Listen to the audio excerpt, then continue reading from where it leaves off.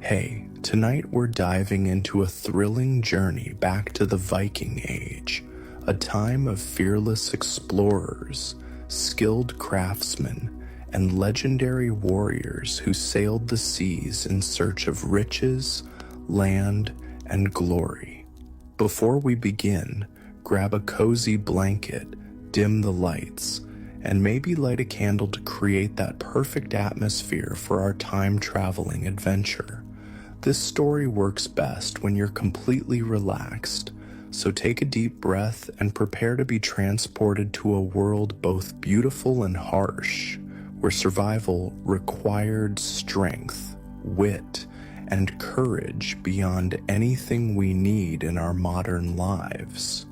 Congratulations, you've just woken up in the late 8th century, somewhere along the rugged coast of Norway. The year is 793 CE, and you find yourself in a world completely different from the one you're used to. The air smells of salt, smoke, and pine. The distant sound of waves crashing against rocky shores blends with the calls of seabirds circling overhead. You blink your eyes, trying to adjust to the dim light filtering through the smoke hole in the ceiling. You're lying on a hard wooden bench inside a longhouse, a dwelling that serves as both home and gathering place for an entire family, sometimes even several families. Furs and woolen blankets provide some cushioning against the rough wood, but nothing like the soft mattress you're accustomed to. The good news is that this dwelling is ingeniously designed to keep heat from the central hearth circulating throughout the space. The bad news? You're sharing it with not just people, but also with chickens pecking at the earthen floor, and, during the harshest winter nights, even larger livestock. The longhouse stretches before you, its wooden walls bowed like the hull of a ship. Wooden posts support the thatched roof, and between them hang shields, spears, and everyday tools. You notice that everything here serves a purpose. There's no room for purely decorative items in a world where survival depends on practicality. Light streams in from the smoke hole above the central hearth, where embers from last night's fire still glow faintly. As you sit up, your muscles ache from the firm sleeping surface. A woman with golden hair braided intricately around her head glances at you as she stirs something in an iron pot hanging over the freshly stoked fire. She wears a simple ankle-length dress of undyed wool with a colorful apron-like garment over it, fastened at the shoulders with 2 ornate brooches connected by strings of beads. Around her neck hangs a small hammer-shaped pendant. Thor's hammer, you realize, a symbol of protection. You've slept long enough, she says, in a language that somehow you understand. There's work to be done before the men return from fishing. You rub your eyes, wondering how you'll manage to blend into this world so different from your own. Everything around you seems both familiar and alien. Simple wooden furniture, tools hanging from the walls, the smell of porridge cooking, but all with a distinctly foreign quality that reminds you just how far from home you truly are. Outside, voices call to one another in a melodic language that rises and falls like the waves. Children laugh as they chase chickens around the muddy paths between buildings. Dogs bark excitedly as they follow their young masters. Through the open door, you glimpse other longhouses clustered together, smoke rising from their roofs into the crisp morning air. Beyond them, lies a shimmering fjord where several long ships are anchored, their dragon-headed prows seeming to watch over the settlement. "Here," the woman says, handing you a wooden bowl filled with a thick porridge. "Eat quickly. There's wool to be spun, bread to be baked, and the goats need milking." You accept the bowl, feeling its warmth against your palms. The porridge is bland but filling, made of barley and oats with a swirl of honey.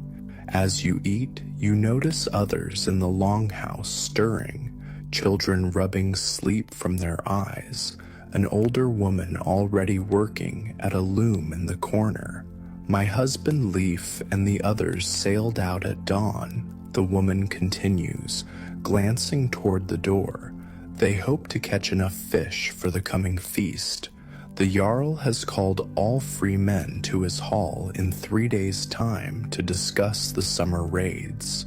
The summer raids.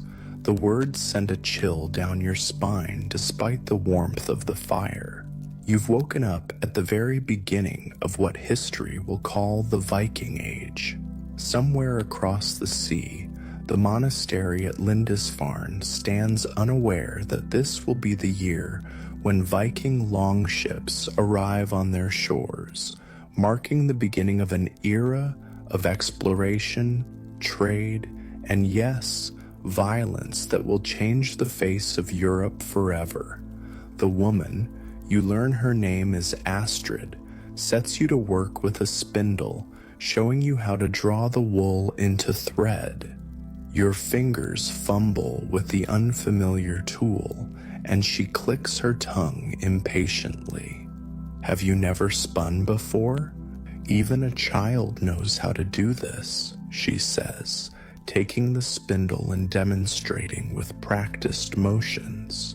"What kind of household did you come from that you don't know such basic skills?" You mumble something vague about being from far away, which seems to satisfy her curiosity for the moment. She eyes your strange clothing with suspicion, but doesn't press further. "Well, you're here now, and everyone works. That's the way of things," she says firmly. "We survive together or not at all." That statement sums up life in this era better than anything else.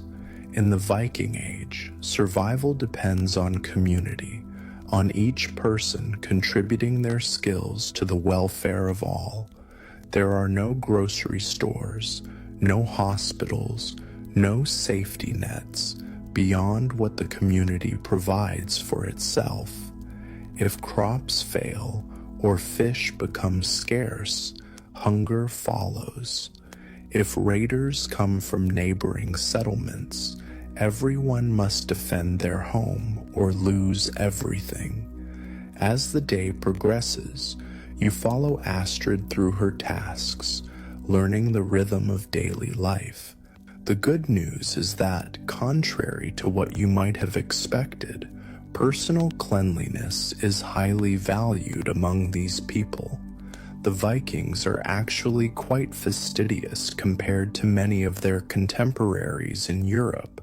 On a weekly basis, usually on Saturday, which they call Lagar Dagur, or washing day, everyone bathes, a practice that would be considered excessive in many parts of medieval Europe.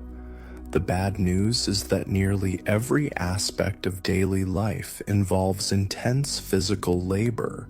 Merely preparing a meal requires grinding grain by hand with stone querns, fetching water from the well, maintaining the fire, and cooking in heavy iron pots.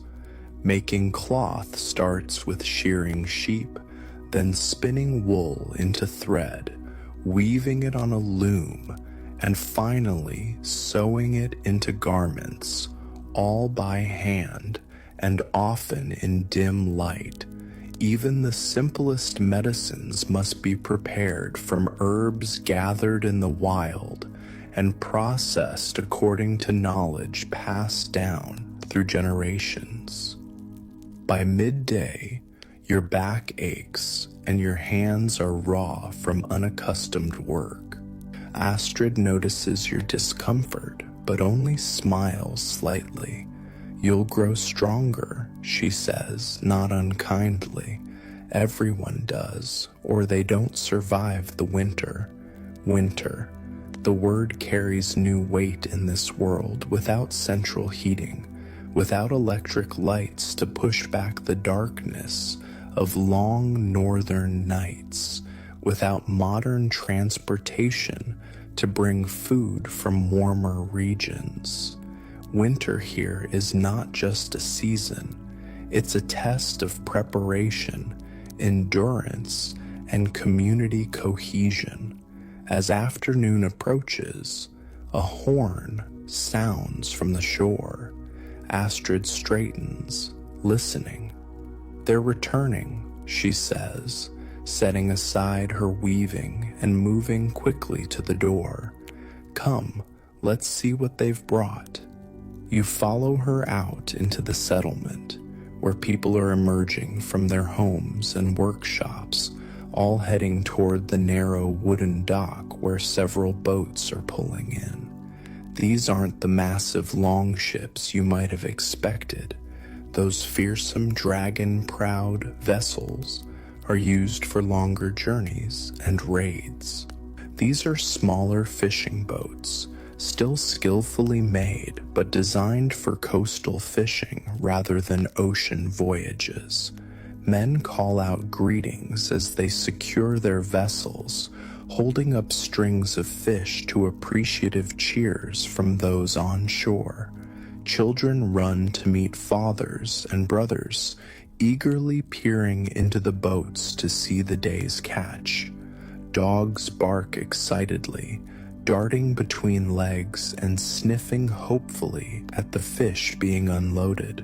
Leaf, a tall man with a reddish beard streaked with gray, raises a hand in greeting when he spots Astrid. His arms are muscled from years of rowing and fishing, his face weathered from exposure to sun and sea. He looks to be in his 30s, but it's hard to tell for certain. Life in this era ages people faster than in your time.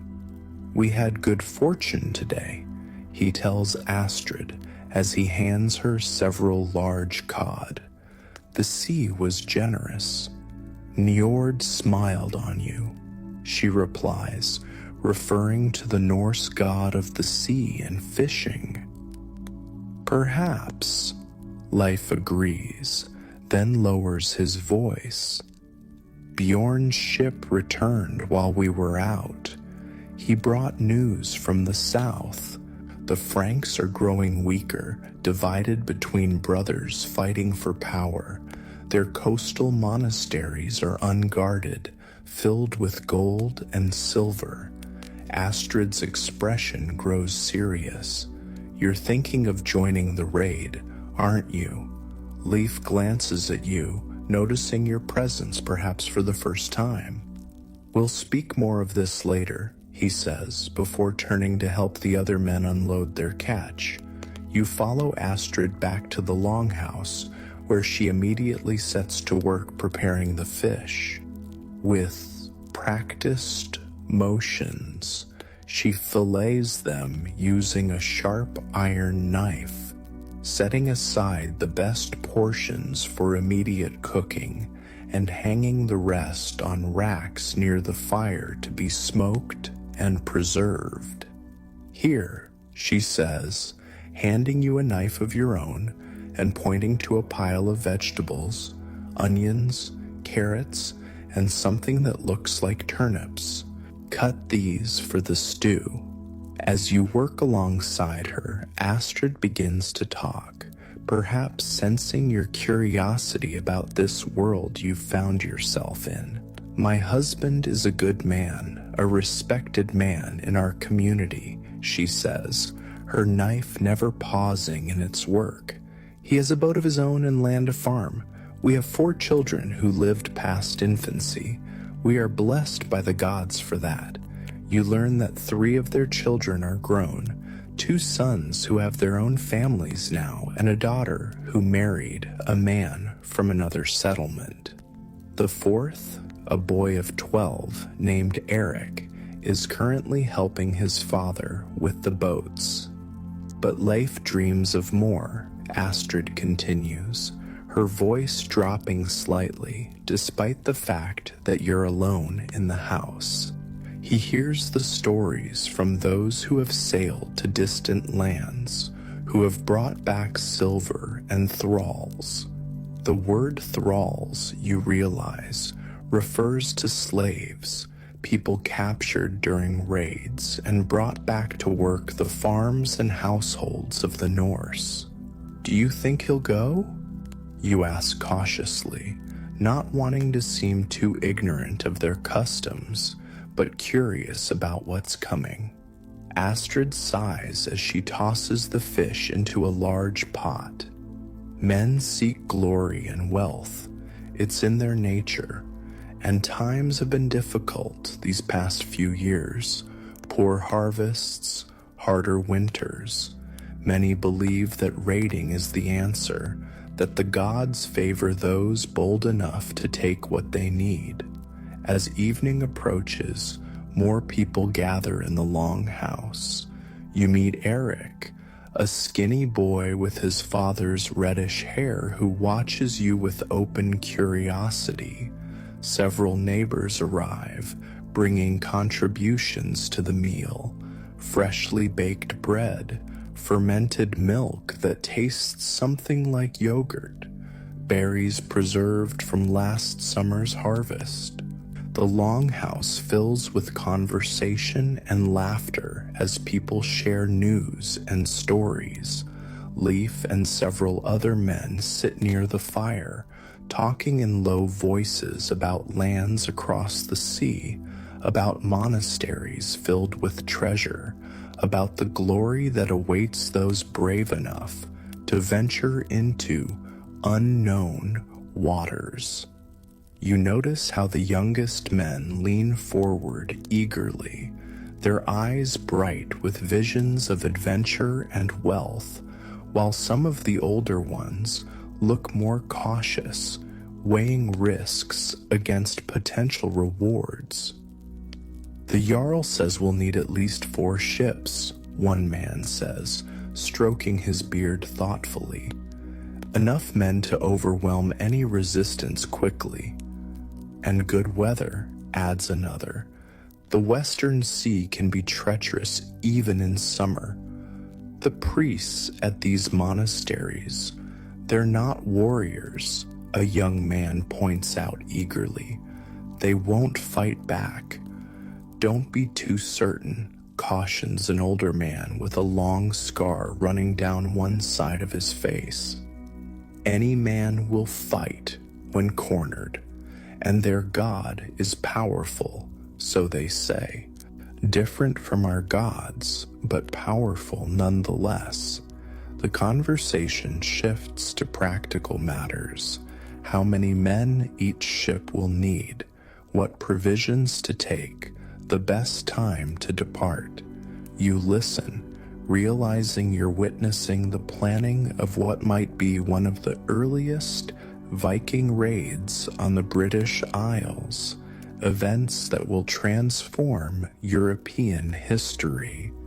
Later, as people begin to depart for their own homes and the fire burns low, life approaches you directly for the first time.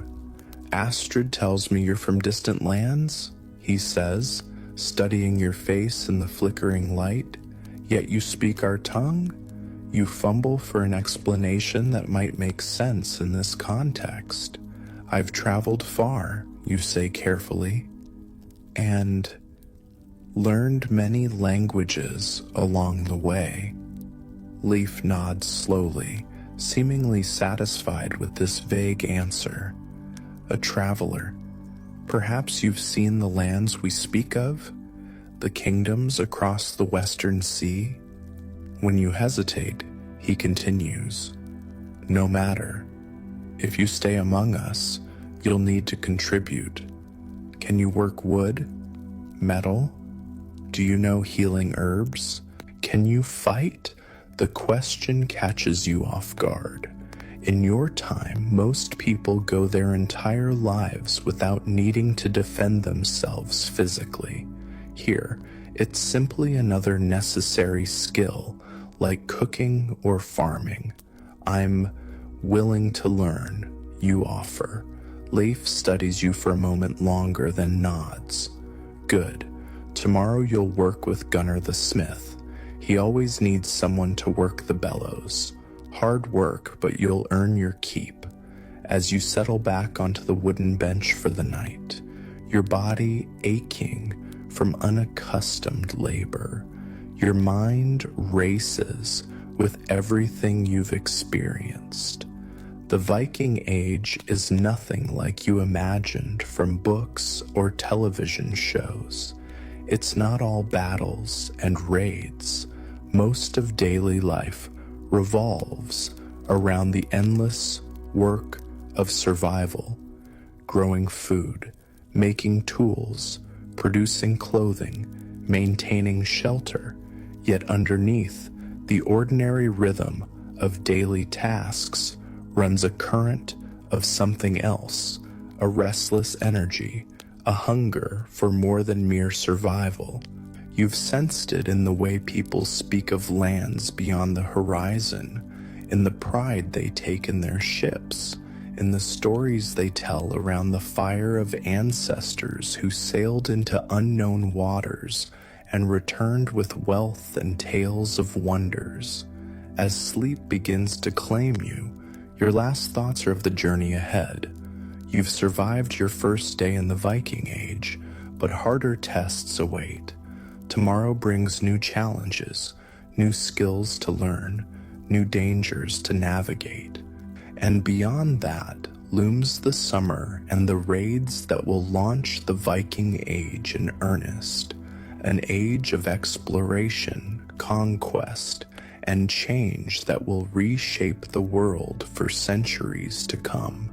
In the darkness of the longhouse, with the embers of the fire casting faint red light on wooden beams overhead, you drift into dreams of dragon ships sailing toward distant shores, their carved prows cutting through waves like knives through cloth, bearing men seeking fortune, glory, and a place in the songs that will be sung for generations. Morning arrives with the crowing of roosters and the soft glow of dawn filtering through the smoke hole. You're already learning that in the Viking Age, people generally rise with the sun and sleep when darkness falls, a natural rhythm dictated by necessity rather than choice. The longhouse stirs to life around you as Astrid builds up the fire and begins preparing the morning meal. Today, as promised, you're to work with Gunnar the smith. After a breakfast of leftover fish stew and a chunk of dense, chewy bread, Leif leads you through the settlement to a small building set slightly apart from the others. Even from a distance, you can hear the rhythmic clanging of metal on metal and feel the heat radiating from the open doorway. "Gunnar," Leif calls as you approach, "I've brought you help for the day."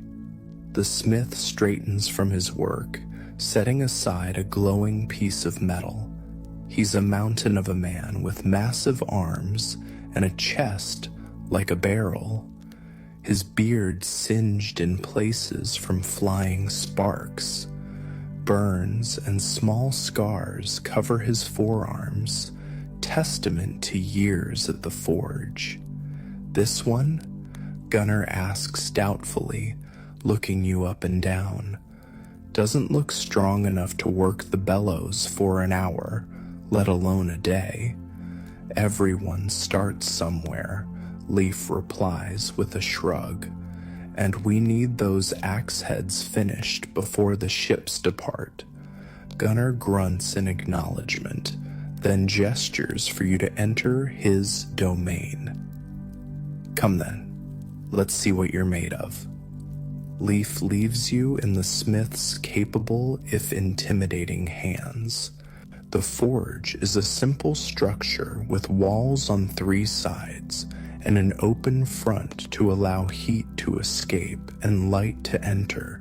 The heart of the space is the forge itself, a clay furnace where charcoal burns bright orange, fed by leather bellows that pump air to raise the temperature high enough to work iron. "Your job is simple," Gunnar explains, pointing to the bellows, essentially a large leather bag attached to a wooden frame with handles. "When I say pump, you pump. Steady rhythm, not too fast, not too slow. The fire needs to stay hot, but too much air can ruin the metal. Understand?" You nod, and he positions you at the bellows while he returns to the piece he was working on, what appears to be an axe head, glowing red hot from the forge. He places it on his anvil and begins hammering with practiced strokes, each blow shaping the metal with precision born of years of experience.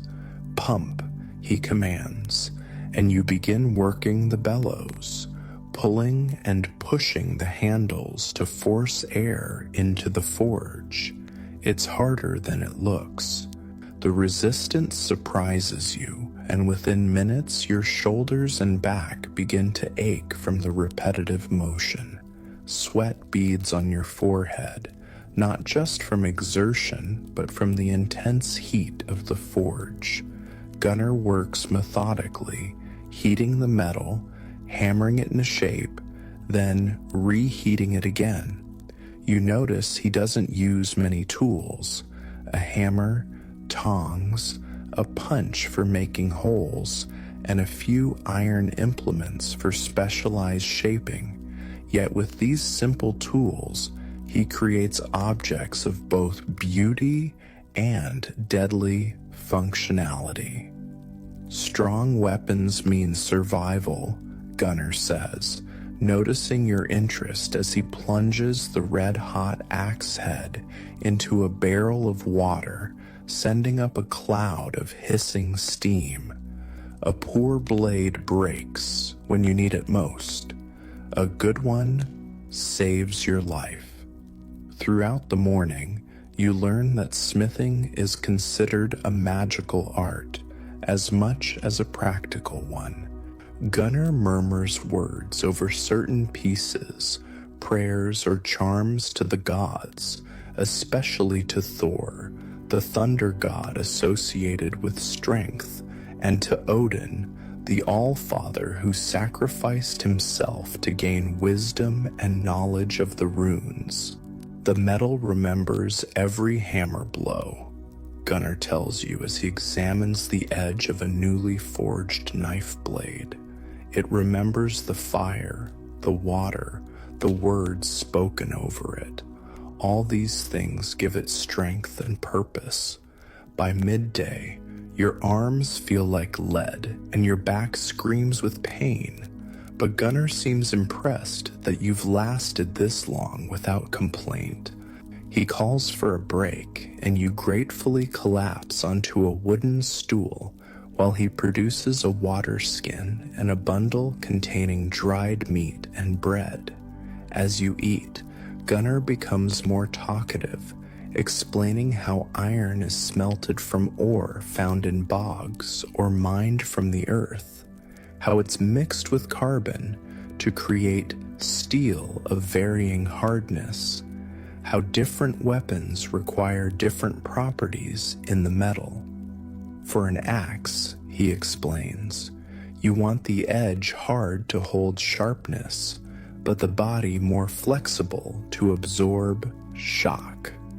A sword needs to flex without breaking, while still holding its edge through many strikes. He shows you various weapons and tools in different stages of completion, spears with socket fittings for wooden shafts, shield bosses of iron to protect the hand holding the shield, knives for everyday use, and more elaborate pieces destined for the Jarl's Hall. The ships will need 20 good axes at least, Gunnar says, returning to work after the brief rest. Not for trees, for men. The casual way he speaks of weapons designed to kill sends a chill down your spine despite the heat of the forge. For Gunnar and the people of this time, violence isn't an aberration, but an expected part of life. Raids aren't seen as immoral, but as a legitimate way to acquire wealth and prestige. Different times, different values, a harsh reminder of how far from home you truly are. The afternoon passes in a blur of heat, sweat, and the rhythmic sound of hammer on metal.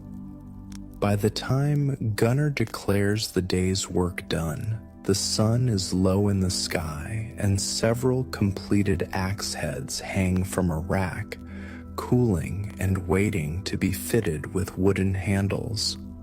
You did better than I expected, Gunnar admits as you prepare to leave. Come back tomorrow. There's more to be done before the ships sail. You stumble back to Astrid and Leif's longhouse, every muscle screaming in protest. Astrid takes one look at your exhausted face and smoky clothing and nods with approval. Gunnar worked you hard, I see, she says, handing you a wooden cup filled with something that smells strongly alcoholic. Drink. It will help with the pain. The beverage burns going down, but leaves a pleasant warmth in its wake.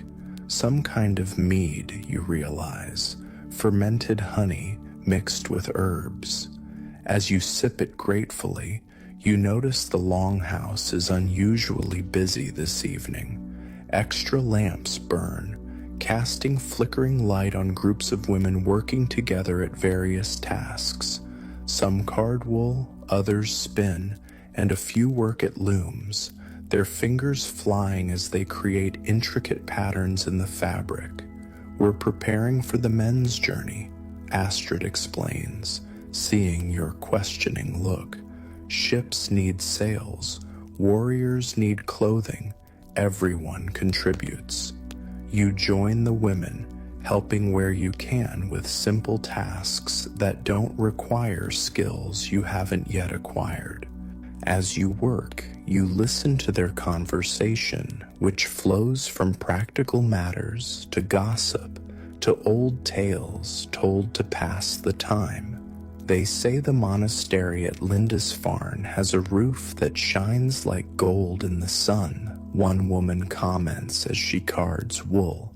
And books bound in jewels, adds another. Their god must be very rich. Their god has only one eye, like Odin, an older woman says with authority. But they say he died and came back to life. Like Baldur will after Ragnarok, someone else suggests, referring to the Norse god of light and purity, son of Odin and Frigg, who according to prophecy would return after the final battle that ends the world. Perhaps all gods are the same god, just wearing different faces for different peoples, the older woman muses, earning herself disapproving looks from some of the others. Careful, Sigrid, Astrid warns. Such talk borders on disrespect. The gods hear all. The conversation shifts to more immediate concerns. Which ships will go? Who will sail on them? What might be brought back? You learn that this won't be the first time men from this settlement have sailed to distant shores, but previous journeys were primarily for trade rather than raiding. This expedition represents something new, a more aggressive approach born of necessity and opportunity. 3 poor harvests in a row, one woman explains in a low voice, and the fish not as plentiful as before. People are hungry, worried about the coming winter, and the Jarl needs to prove himself, another adds. His father was a great leader, respected by all. The son must show he's worthy of the same loyalty. As darkness falls, men begin to arrive, joining the gathering. Leif returns with Eric, both carrying armfuls of freshly hewn wood for arrows. They settle near the fire, Leif showing his son how to shape the shafts using a small knife, carefully creating notches for the bowstring and the arrowhead. Throughout the evening, more neighbors drop by, turning the longhouse into an impromptu community workspace and social gathering. The atmosphere reminds you of an old-fashioned barn raising or quilting bee, everyone contributing to a common goal while sharing news, jokes, and stories. One man produces a stringed instrument, something like a lyre, and soon music fills the space. People sing along to familiar tunes, songs about heroes and gods, about great journeys and battles fought long ago. You notice that these aren't just entertainment, but also serve to teach and reinforce cultural values. Courage, loyalty, hospitality, and cleverness are all celebrated in the verses. An older man with white hair and a deeply lined face begins to recite a poem in a rhythmic, chanting voice. Everyone falls silent to listen, even the children who had been playing noisily in a corner. You recognize this as a skald, a poet and storyteller responsible for preserving the community's history and mythology through oral tradition. The poem tells of the creation of the world from the body of the giant Ymir, slain by Odin and his brothers. It describes Yggdrasil, the world tree that connects the 9 realms of existence, and the gods who dwell in Asgard, ruling over the affairs of gods and men. The skald's voice rises and falls dramatically as he recounts the adventures of Thor battling giants, a Odin sacrifice to gain wisdom, of Loki's clever tricks and eventual betrayal. These stories, you realize, aren't just entertainment for these people. They're a framework for understanding the world, explaining everything from natural phenomena to human behavior. The gods and their tales provide models for how to live, warnings about the consequences of breaking social norms, and reassurance that there's order in what often seems a chaotic and dangerous world. As the evening progresses, the conversation inevitably turns to the upcoming raid. The Jarl, the local chieftain, has called a thing, an assembly of free men, to discuss the plans in detail. Such meetings are the closest thing the Norse have to a formal government, where disputes are settled, crimes judged, and important decisions made collectively. Will you go with the ship's father? Eric asks Leif, his young face serious in the firelight. Leif ruffles his son's hair affectionately. I'll go. We need a good pilot who knows the stars and how to read the currents, and someone must look after these young hotheads who've never left sight of their mother's apron strings. There's gentle laughter at this, but you sense the underlying tension. Raiding is dangerous, with no guarantee of return. Everyone in the room knows that some who sail away may never come back, lost to storms or enemy weapons, or any of the countless other perils that await those who venture into unknown territories. What about the farm? Eric persists. The crops need tending. That will be your responsibility, Leaf tells him. You're old enough now to take a man's duties. Your mother will guide you, and Gunnar has promised to keep an eye on things as well. Eric straightens, clearly proud to be entrusted with such responsibility, yet anxious about living up to it. I won't disappoint you, he promises solemnly. I know you won't, Leaf says, his voice gentle. You have your grandfather's good sense. Later, as the gathering begins to disperse, you help Astrid clean up, gathering empty cups and bowls, sweeping the floor, banking the fire for the night. She works silently for a while, then speaks abruptly. You heard what was said tonight. Leaf will go with the ships. You nod, uncertain how to respond. He's a skilled navigator, she continues, the best in the settlement. They need him. Again, you nod, sensing there's more she wants to say. I've been his wife for 18 winters, Astrid says, her hands never pausing in their work. I've watched him sail away many times, always fearing it would be the last. But this is different. This isn't trading with people who welcome our ships. This is taking what isn't freely given. Are you afraid? You ask quietly. For him? Always. For what this means for all of us?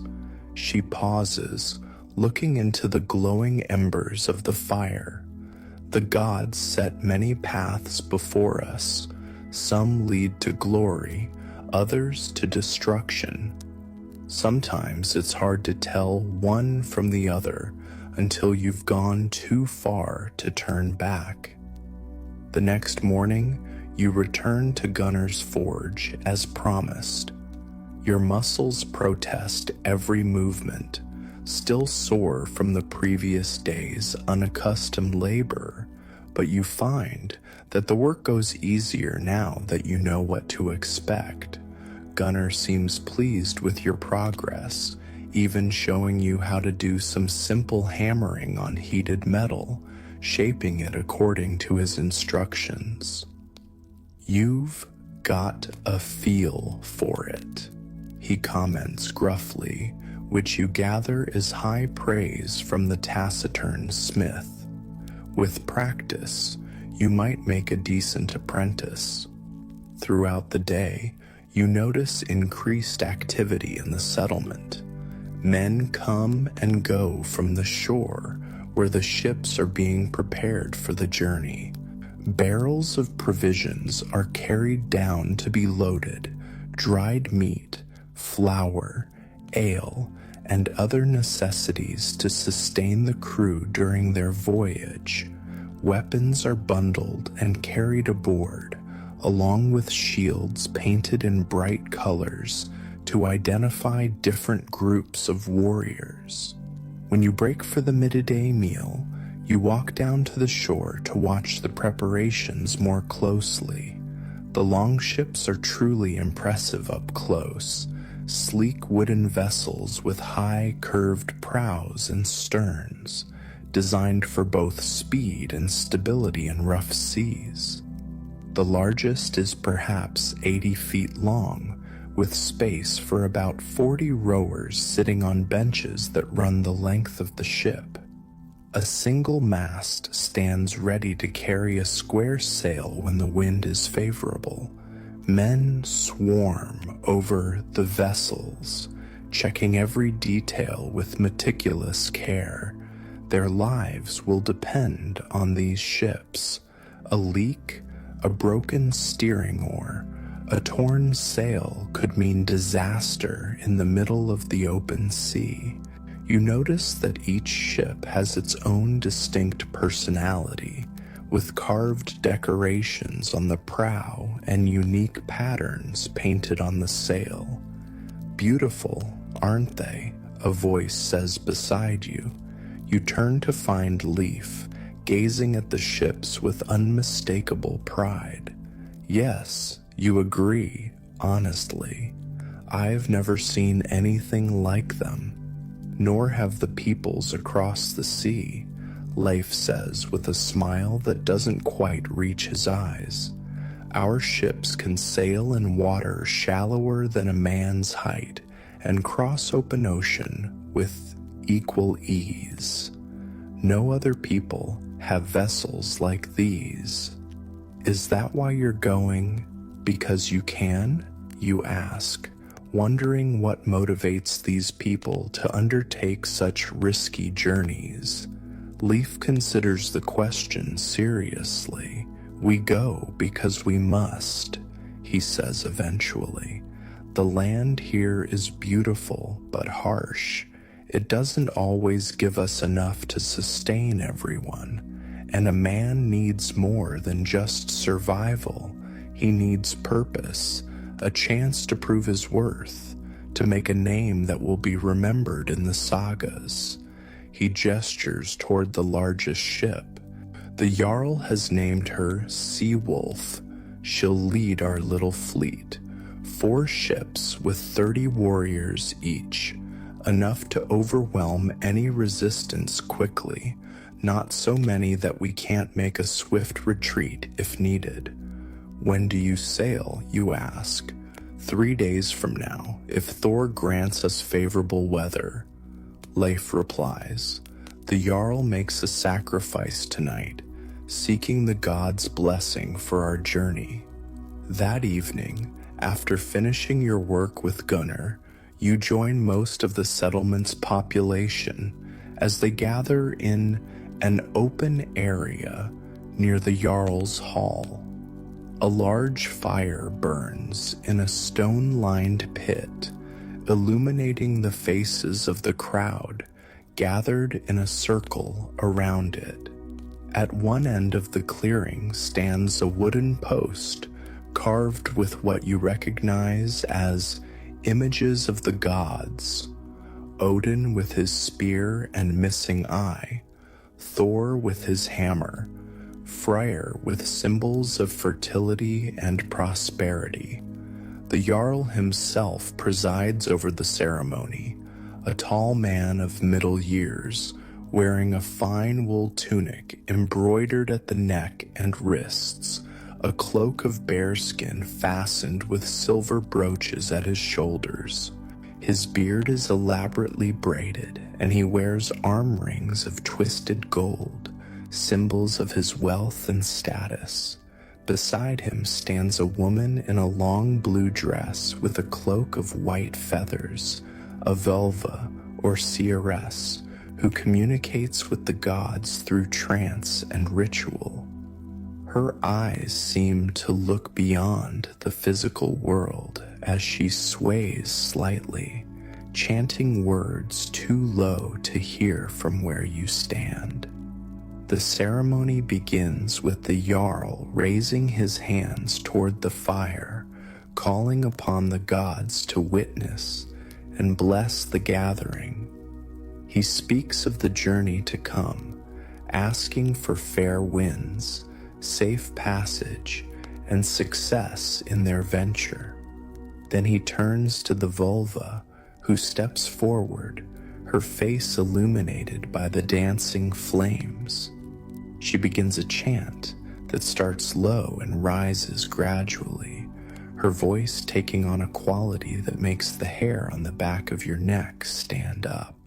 Though you can understand the language the Norse speak in everyday conversation, her words seem to come from somewhere beyond normal speech, perhaps an older form of the language, or words meant only for divine ears. As her chant reaches its peak, Men lead forward an ox, its horns wrapped in garlands of early summer flowers. With a swift, practiced motion, the Jarl draws a knife across the animal's throat. Blood flows into a wooden bowl held ready, and the vulva dips a bundle of fir branches into it, then walks around the gathering, sprinkling drops of blood on the assembled crowd. When she reaches you, she pauses, her eyes meeting yours with an intensity that feels like she's looking directly into your soul. She says something in that strange, archaic language, then moves on, leaving you wondering what message she might have delivered. The sacrificed ox is butchered on the spot, with certain portions burned as offerings to the gods, and the rest prepared for a communal feast. As meat roasts over the fire, horns of ale and mead are passed among the crowd. The atmosphere gradually shifts from solemn ritual to celebration, with music, dancing, and boasting of past deeds and future glories. You stay close to Astrid and her family, feeling somewhat out of place in this alien ceremony. She notices your discomfort and explains in low tones. The blot connects us to the gods, ensures their favor for the journey. Without their blessing, the ships would be at the mercy of giants and other dangers that lurk in the deep places of the world. The feast continues late into the night, with more formal rituals interspersed with merrymaking. Oaths are sworn upon a sacred ring, promises made to share the spoils fairly, to stand together in danger, to bring honor to their people and their gods through their deeds. As the celebration reaches its height, you find yourself drawn into a dance that circles the fire, hands linked with those of strangers who, for this moment at least, accept you as one of their own. The rhythm of drums, the flicker of flames, the swirl of movement, all combine to create a sense of connection to something larger than yourself, a glimpse perhaps of what these people feel when they call upon their gods. Later, exhausted but strangely exhilarated, you walk back to the longhouse with Astrid's family. The night sky above is clear, stars scattered like frost across a black cloak. Leif points out certain constellations, explaining how they guide sailors when no land is in sight. The stars are the same in distant lands, he says thoughtfully. No matter how far we travel, they watch over us, constant as the gods themselves.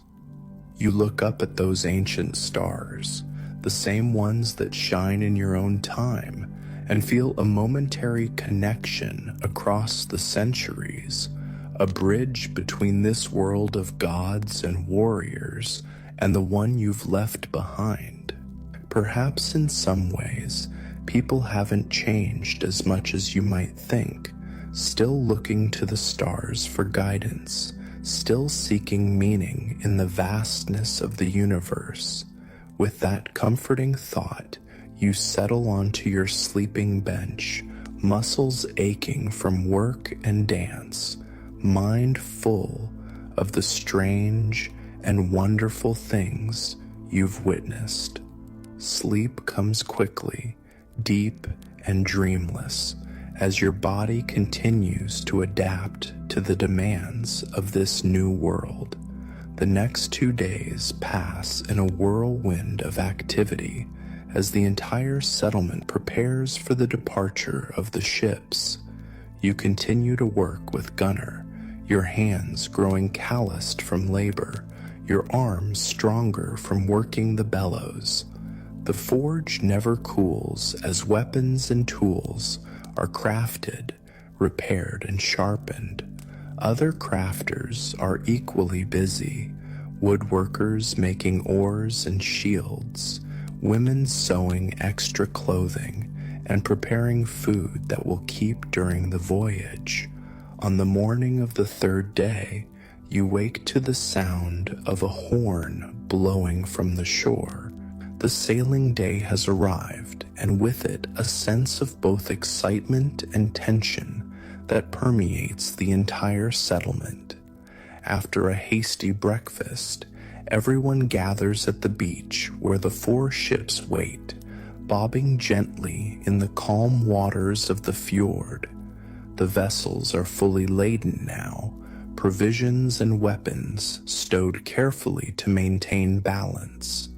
Shields hang along the gunwales, their bright colors creating a protective barrier as well as an impressive display. Each ship has its own animal-headed prow, wolves, dragons, serpents, carved and painted figures that seem alive in the morning light, ready to guide their vessels through unknown waters.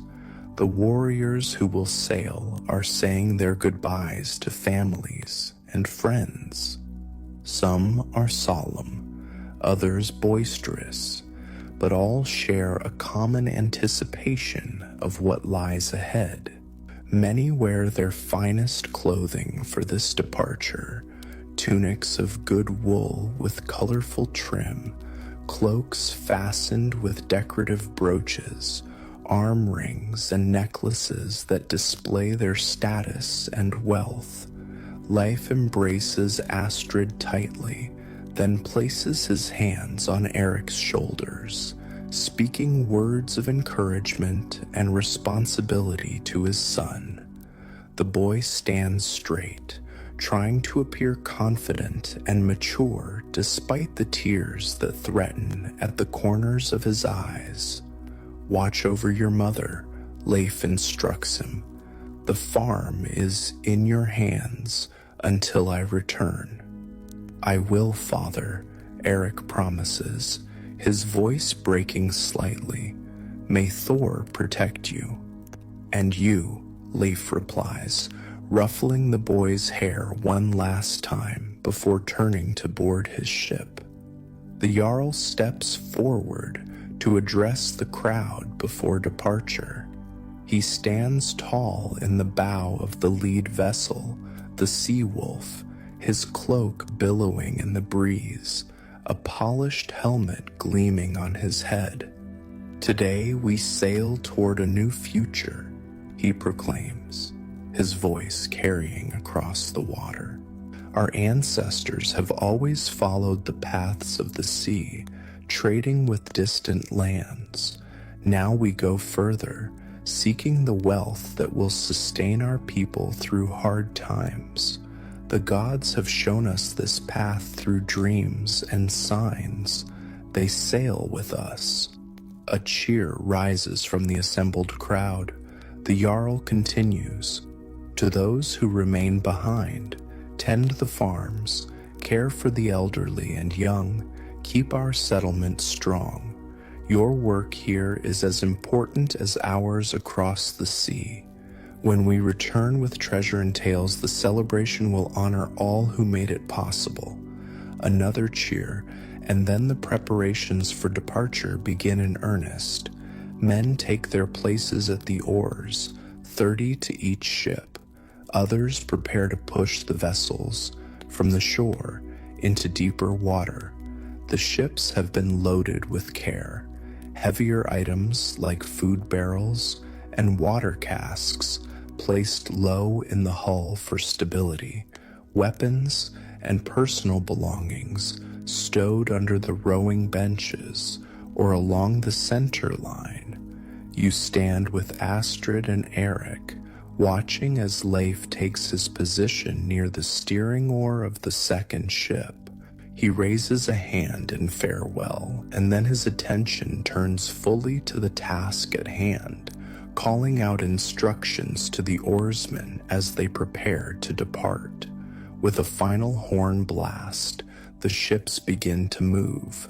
They're pushed into deeper water, oars extending like great wings on either side, dipping into the fjord in unison.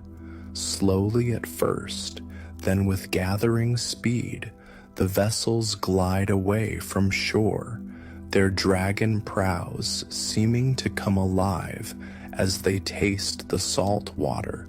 Women and children run along the shoreline, waving and calling farewell until the ships round a bend in the fjord and disappear from sight. A strange silence falls over the gathered crowd as they stand watching the empty water, each person absorbed in their own thoughts and emotions. Astrid sighs deeply, then straightens her shoulders. "Well," she says briskly, "the fields won't plow themselves, and the goats need milking. Life goes on." And it does. With the departure of the ships, the settlement reorganizes itself around those who remain.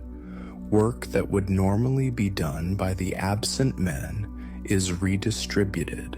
Young boys like Eric take on greater responsibilities. Older men who stayed behind provide guidance, and women oversee the smooth operation of farms and households. You continue to work with Gunnar, who has remained to ensure the settlement has a skilled smith for repairs and day-to-day needs.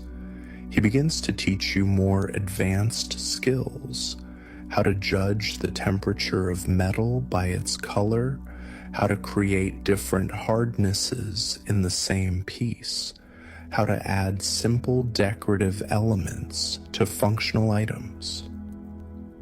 A knife can be beautiful as well as useful, he explains as he demonstrates how to hammer a pattern into a blade. Beauty honors the gods who gave us the knowledge of metalworking. Days pass in a rhythm of labor, meals, and sleep. You find your body adapting to the physical demands of this era, growing stronger and more resilient.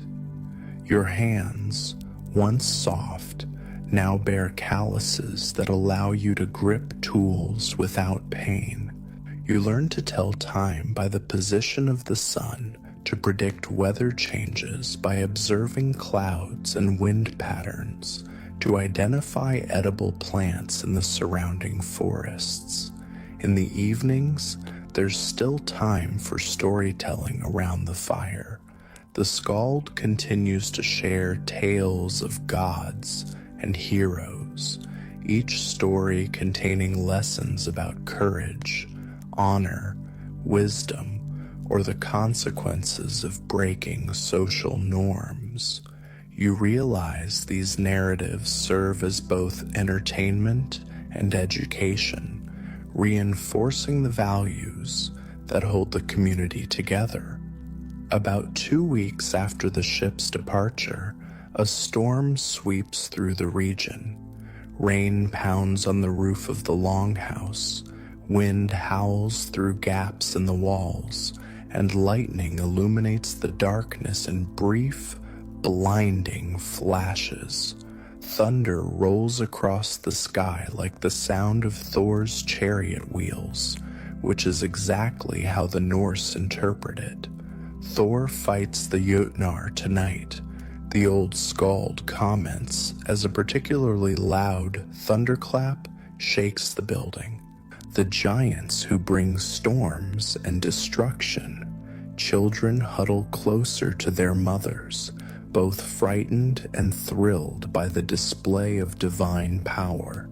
Even some adults make the sign of Thor's hammer for protection as lightning strikes nearby. The gesture a quick motion from forehead to chest, then shoulder to shoulder. During a brief lull in the storm, Eric voices what everyone is thinking. The ships, will they be safe? No one can answer with certainty. Everyone knows the dangers of the open sea during storms, how even the best-built vessels can be overwhelmed by massive waves or driven onto rocky shores. Prayers are offered silently and aloud for the safety of the absent warriors, their names mentioned specifically to draw the gods' attention to those in need of protection. Mourning reveals the storm's damage, a few roof sections torn away, chicken coops overturned, fields partially flooded. The community works together to make repairs, sharing labor and materials as needed. There's no formal governance structure making these decisions. Cooperation is simply understood as necessary for survival. This is how we've always lived, Astrid explains when you ask about the organization of work. Each family looks after its own needs first, but no one prospers if the settlement as a whole suffers. We help each other because tomorrow we may need help ourselves. This practical philosophy extends to all aspects of life. When a family's cow gives birth to twin calves, the extra animal is given to a neighbor whose own cow died the previous winter. When a child falls ill, women skilled in herbal medicine drop their own work to tend to them. When game is caught during a hunt, the meat is shared according to need rather than being claimed exclusively by the hunter. It's not a perfect system. You notice tensions between certain families, old grudges that simmer below the surface, personalities that clash. But the harsh realities of survival in this era enforce a level of cooperation that overrides most conflicts. A month passes with no word from the raiding party.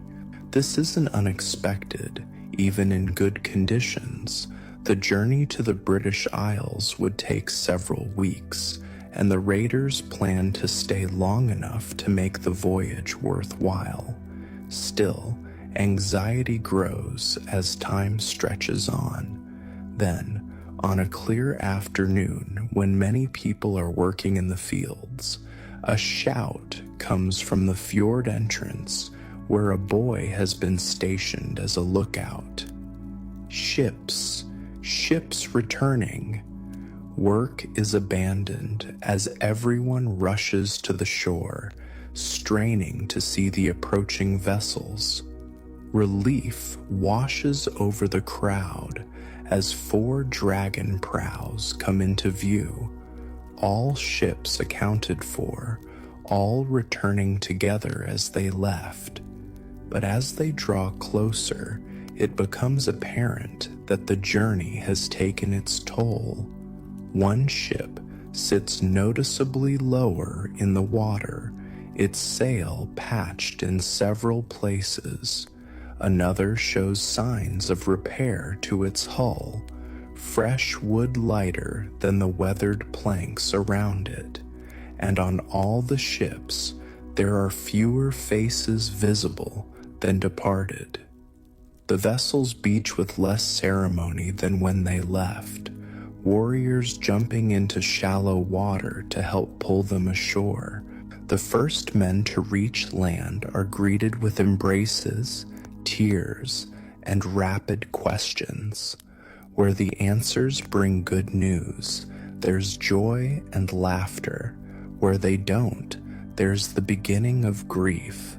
You stay with Astrid and Eric, watching anxiously for Leif among the returning warriors. Minutes that feel like hours pass before they spot him helping a limping comrade from one of the ships. Leif himself appears thinner than when he left, with a healing cut visible on his forearm, but otherwise unharmed. The reunion is emotional, Astrid embracing her husband fiercely while Eric tries to maintain dignity despite his obvious relief and happiness. Leif hugs them both, his weathered face showing exhaustion but also pride. "You've grown," he tells Eric, measuring his son's height against his own, "and the farm looks well tended." "We had good weather most days," Eric reports seriously, "and the south field has stronger wheat than last year." Leif nods with approval, then turns to include you in the conversation. "And how have you fared in our absence? Has Gunnar worked you to the bone?" Before you can answer, shouts draw everyone's attention to the ships, where men are beginning to unload their cargo. Trunks and bundles are passed from hand to hand, each item adding to piles on the shore that grow impressively large. The goods being unloaded aren't what you might have expected from raiding. There are no obvious church treasures or religious artifacts. Instead, you see practical items, rolls of fine cloth, bundles of iron tools, sacks of grain, and containers of salt. There are luxury goods as well, silver coins and arm rings, glass vessels, decorated weapons, and small ornaments of unusual design. Most surprising of all are the people being led from the ships, about 20 men, women, and a few older children with the subdued demeanor and simple clothing that mark them as captives. These are thralls, you realize with a shock, slaves taken during the raid, brought back to work the farms and households of the Norse. Seeing your expression, Leif explains matter-of-factly, "We need more hands for the fields and crafts. These people will become part of our community in time, learn our ways, perhaps even earn their freedom eventually." His casual attitude toward what seems to you a horrific practice is a stark reminder of the vast gulf between your modern values and those of this era. Slavery is simply an accepted part of their world, as it was throughout most of human history. The raiders see nothing wrong in taking human beings as property, just as they see nothing wrong in taking other goods that don't belong to them. The Jarl calls for attention, standing once again in the bow of his ship, now firmly beached on the shore. The crowd falls silent to hear his words. "The gods favored our journey," he proclaims, his voice carrying across the assembled community. "Though not without cost, we lost 5 good men to a storm on the outward voyage, and 3 more to the defenders of the Christian temple we raided. Their names will be remembered in our sagas, their courage celebrated in our songs." He pauses as murmurs of sympathy and prayer move through the crowd. Families of the lost men draw closer together, their grief fresh but tempered by pride in how their loved ones died. "But our success far outweighs our losses," the Jarl continues. "The Christian temple at Lindisfarne was rich beyond our expectations, its treasures poorly defended by monks who know nothing of fighting. We took gold, silver, precious books, and fine cloth. We took thralls to strengthen our workforce, and we took knowledge of other such places, equally wealthy, equally vulnerable." A cheer rises from the crowd, especially from the returned warriors who lived through the experience. The Jarl raises his hands for silence once more. Tonight we feast to honor our fallen comrades and celebrate our triumph. Tomorrow we divide the spoils according to our agreement, and when next summer comes, we shall sail again with more ships and warriors to claim the riches that await us across the sea. The announcement sends a ripple of excitement through the gathering. The success of this first raid has planted a seed that will grow into decades of Viking expansion throughout Europe, transforming the continent's political landscape and the Norse culture itself. That evening, as promised, a great feast is held in the Jarl's Hall, the largest building in the settlement where public gatherings and ceremonies take place. Long tables are set up, benches arranged on either side, and food prepared on a scale rarely seen outside of religious festivals.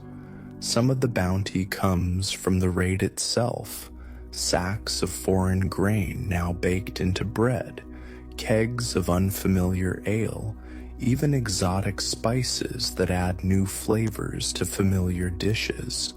The Jarl's wife presides over the preparation, directing thralls, both old and newly acquired, in the massive task of feeding the entire community. You attend with Astrid's family, seated at a table in the middle of the hall, where Leif's status as a shipowner and respected navigator earns him a place of moderate honor. The truly high-status seats are near the Jarl at the head of the hall, where ship captains and the most distinguished warriors sit with their families. As the feast progresses, Leif tells his family about the journey in more detail, the challenges of navigation, the storm that nearly claimed one of their ships, the excitement of spotting land after nearly 2 weeks at sea.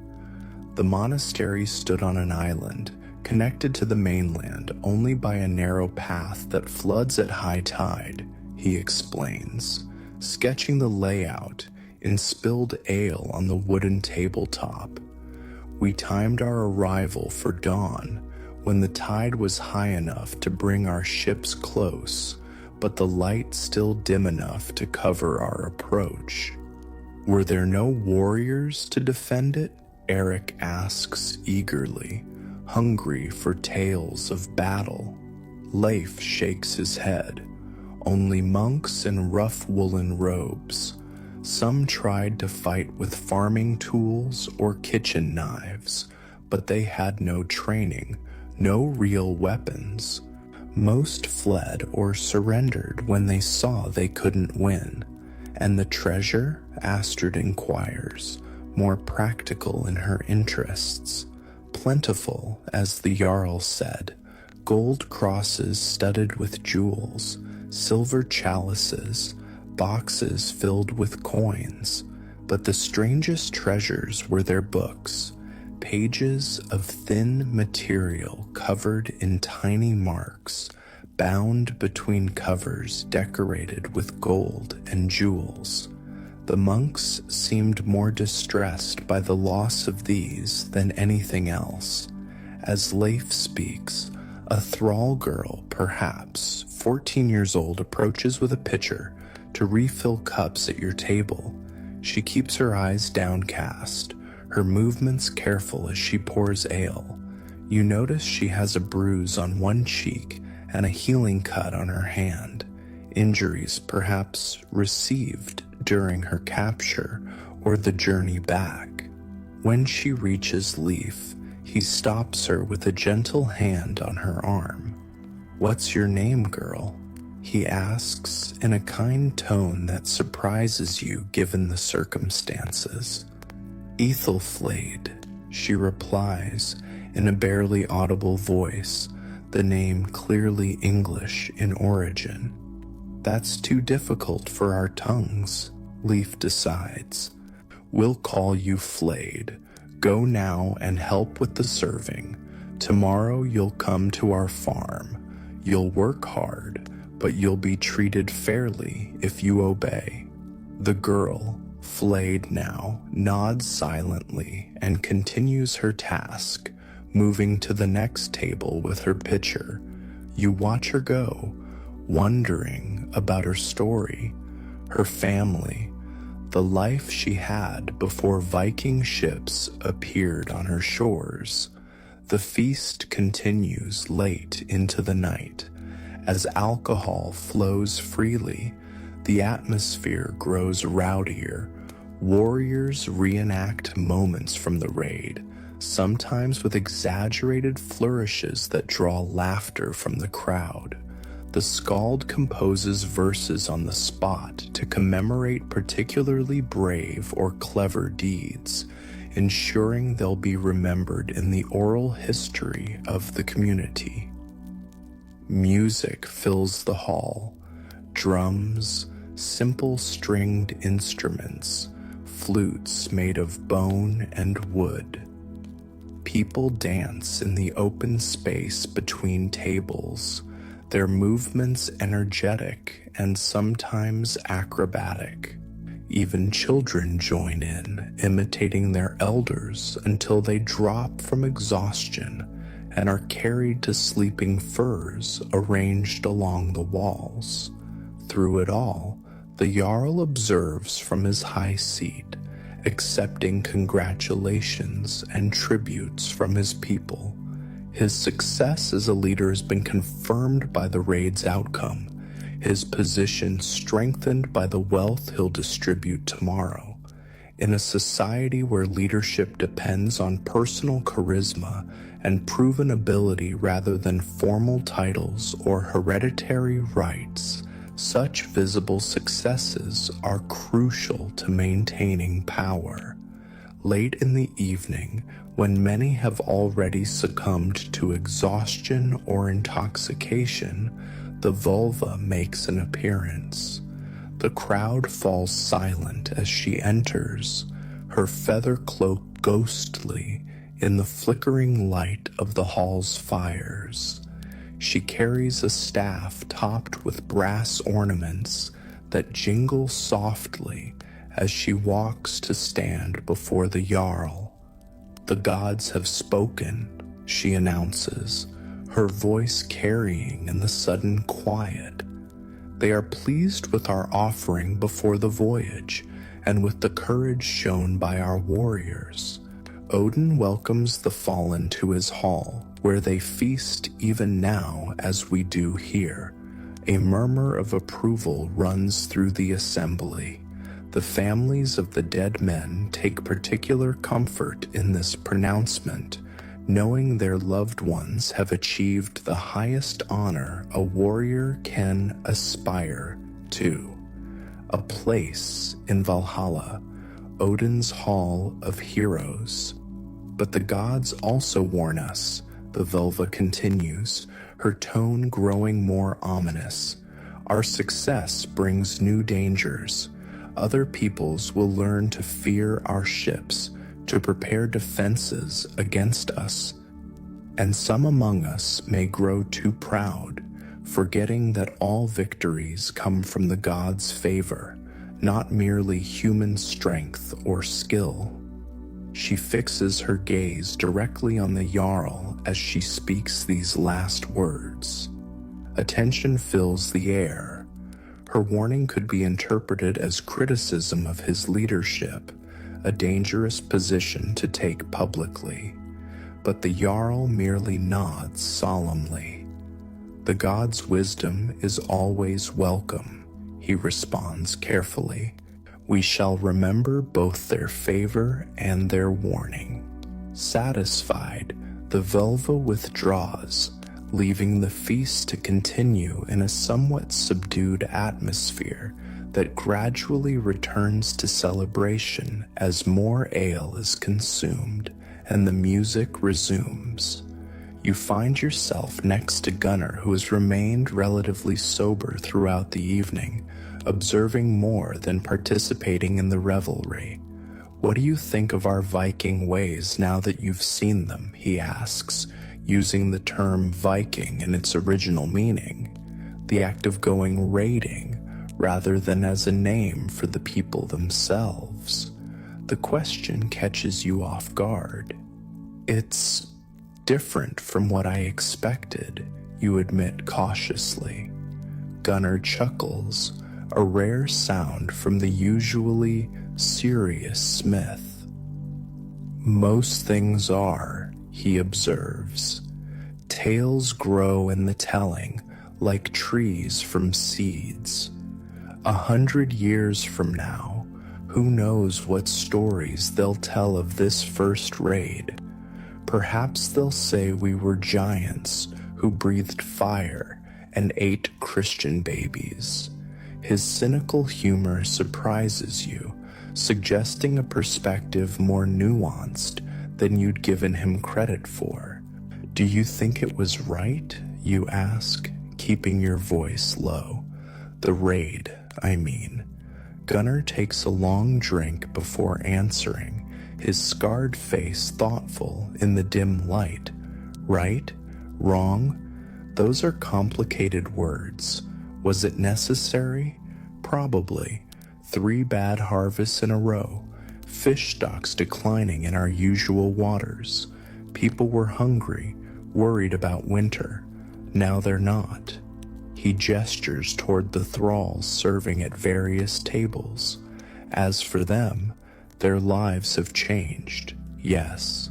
Some for the worse, at least at first.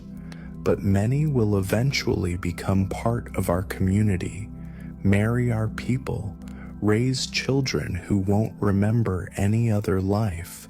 Is that better or worse than if they'd stayed where they were? Who can say? His pragmatic view reflects the reality of this era. Morality is often a luxury afforded only to those whose survival is secure.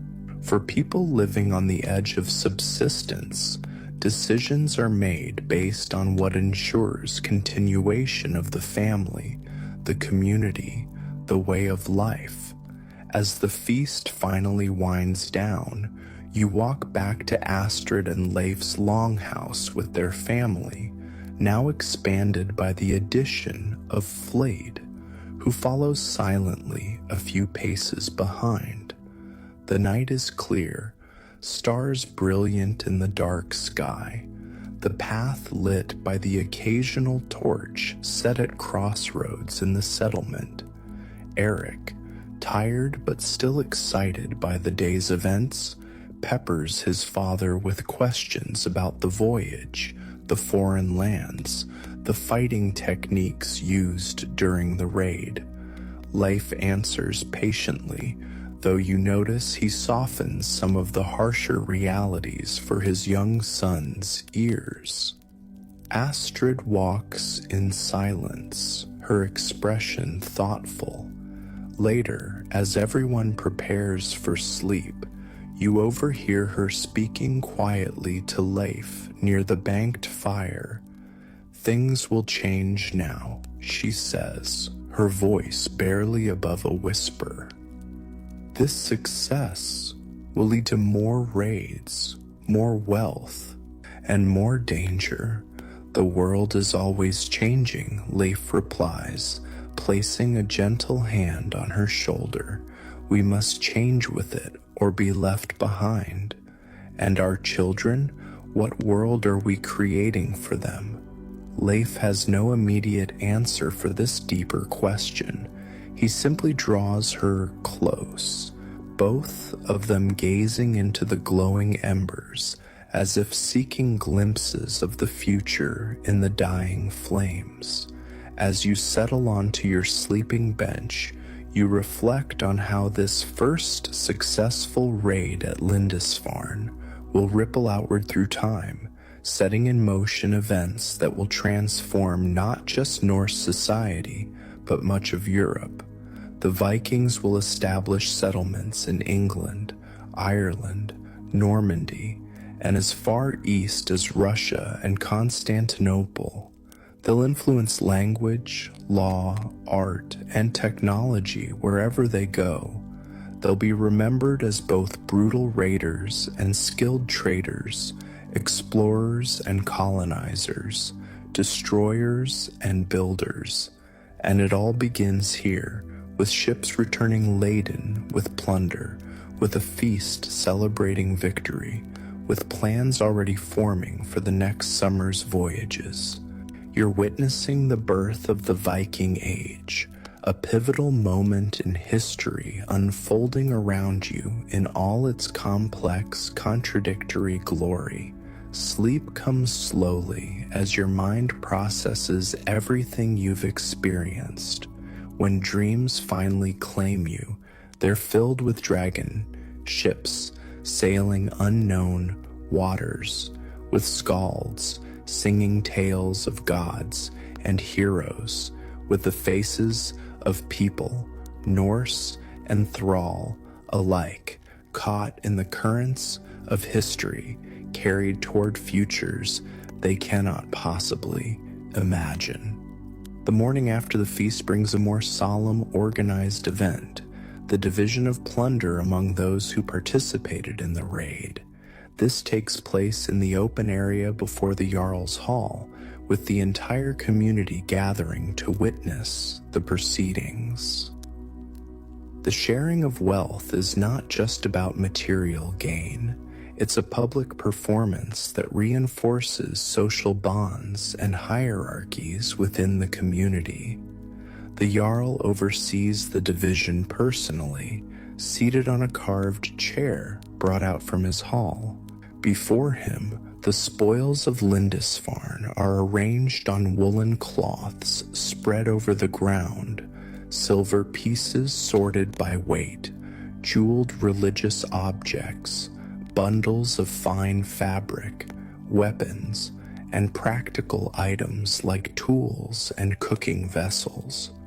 According to our agreement before sailing, the Jarl announces, the goods will be divided thus: 1/3 to outfit the ships and provide for families of the fallen, 1/3 divided among all who sailed based on their contribution, and 1/3 to be distributed at my discretion to reward exceptional service. This formula seems to be accepted without question, likely a traditional arrangement that everyone understands and considers fair. The Jarl begins by setting aside the first third, which will be used for community needs.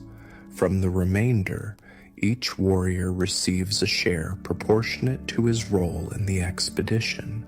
Ship captains receive more than ordinary crew members.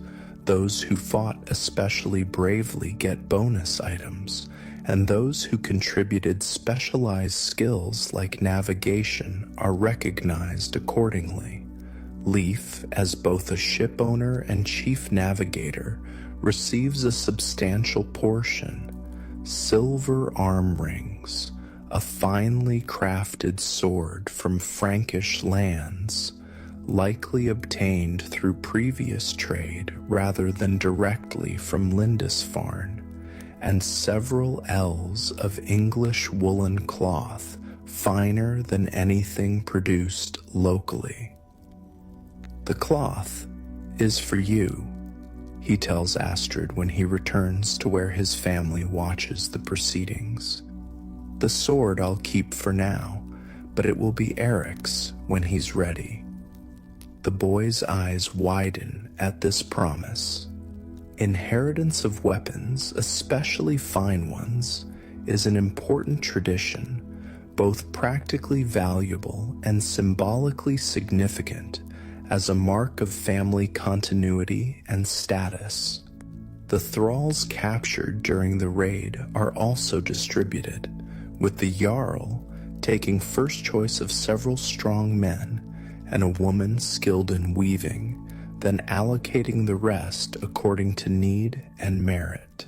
There's no attempt to keep families together. A mother and daughter are separated without ceremony despite their obvious distress. Flayed, already assigned to Leaf's household, stands quietly throughout the proceedings, her face carefully blank as she watches her countrymen and women distributed like any other goods. You wonder what thoughts lie behind that controlled expression, what memories of home and family she carries silently within her. The distribution ceremony concludes by midday, but its effects ripple through the settlement for days afterward. New wealth creates possibilities, materials for better tools, ingredients for more varied food, luxury items that elevate status. Those who benefited most from the raid, like life, gain increased standing in the community, their opinions carrying more weight in discussions, their friendship more actively sought by others. Summer progresses, the days long and generally pleasant in these northern latitudes. Crops grow in the fields surrounding the settlement, tended carefully to ensure maximum yield. Fishing continues in the calm waters of the fjord and beyond when weather permits. Children gather berries and edible plants from the surrounding forests, adding variety to the community's diet. You continue to work with Gunnar, your skills improving steadily under his gruff tutelage. The forge becomes a place of both labor and learning as you absorb not just techniques, but also stories and wisdom from the experienced smith. Iron remembers, Gunnar tells you one day, as he demonstrates how to fold and refold metal to create patterns in a blade. Every hammer blow, every heating and cooling shapes its nature. Like people, our experiences forge us, temper us, make us strong or brittle, depending on how we're handled.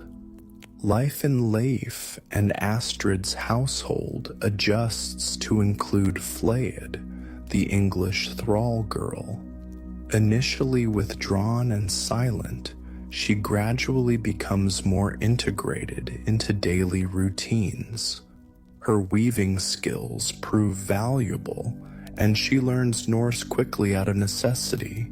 You notice that while she's clearly not considered an equal, Astrid treats her firmly but not cruelly, and even Eric develops a protective attitude toward her after scaring off some local boys who were taunting the foreign girl.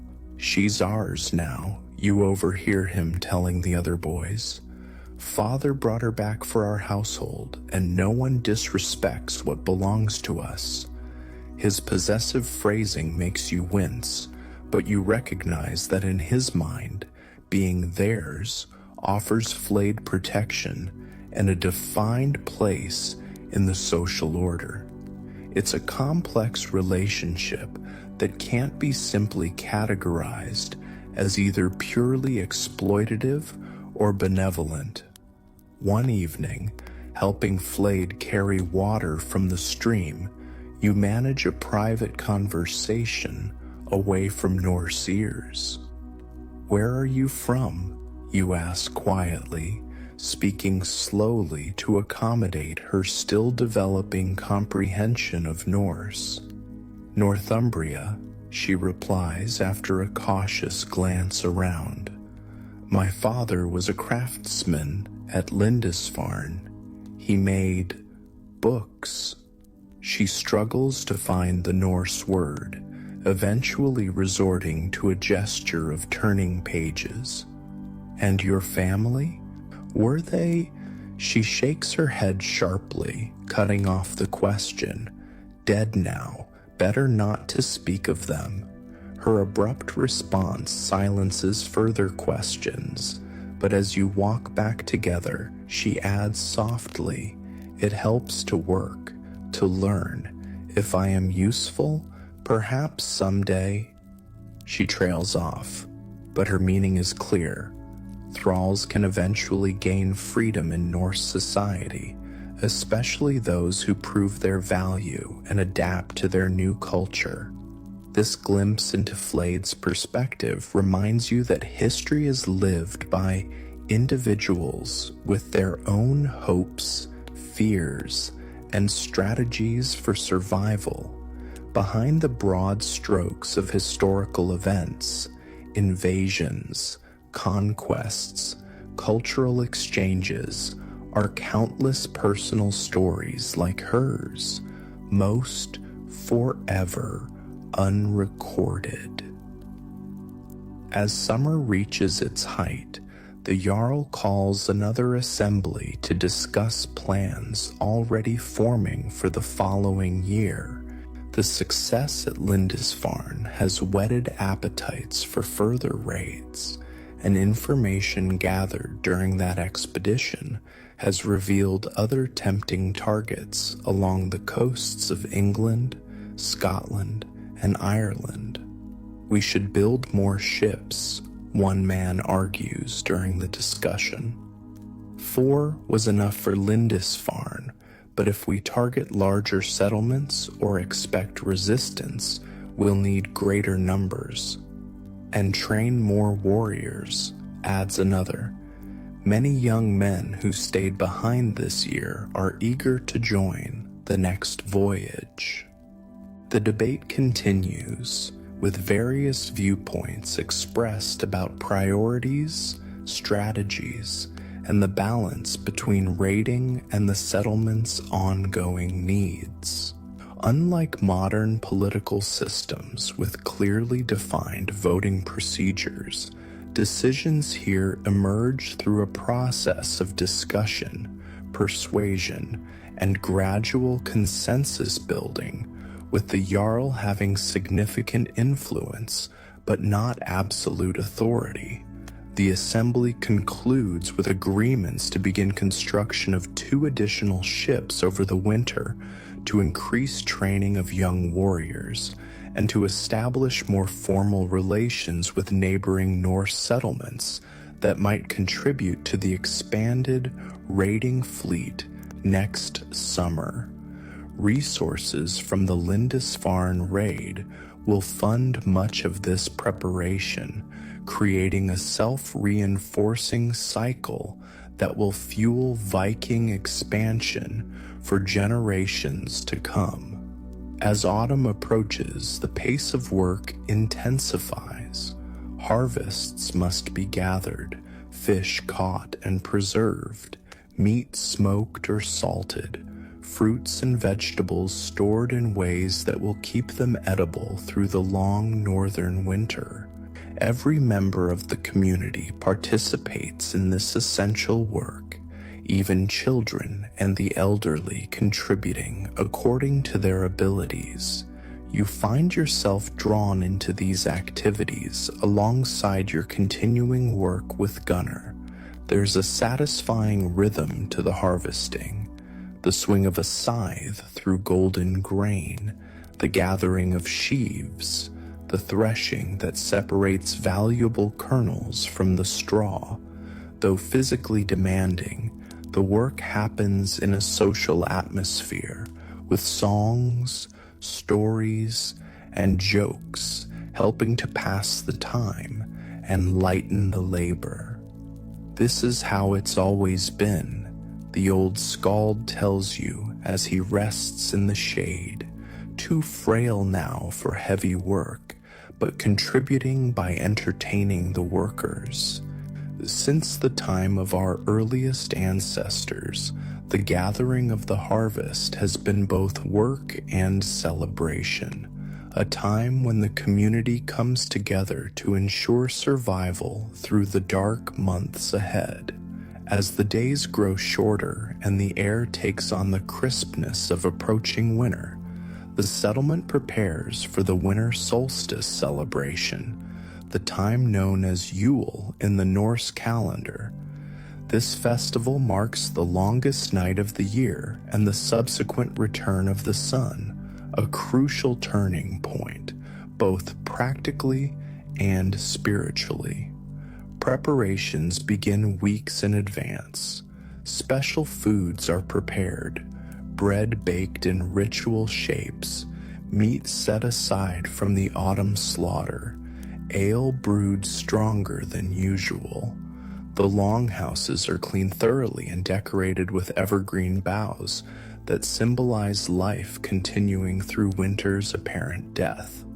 On the day of the solstice itself, activity begins before dawn and continues well into the night.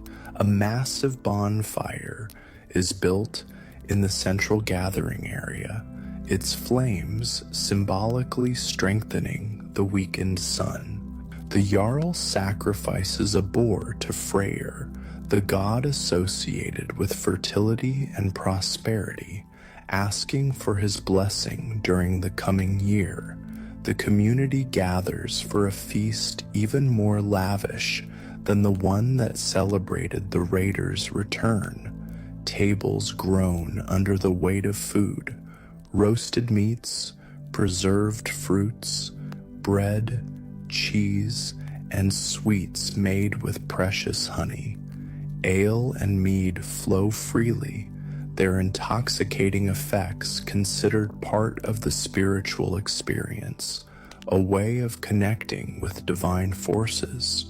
Music, dance, and ritual blend together throughout the celebration. Children run laughing through the settlement with torches, symbolically bringing light back to the world.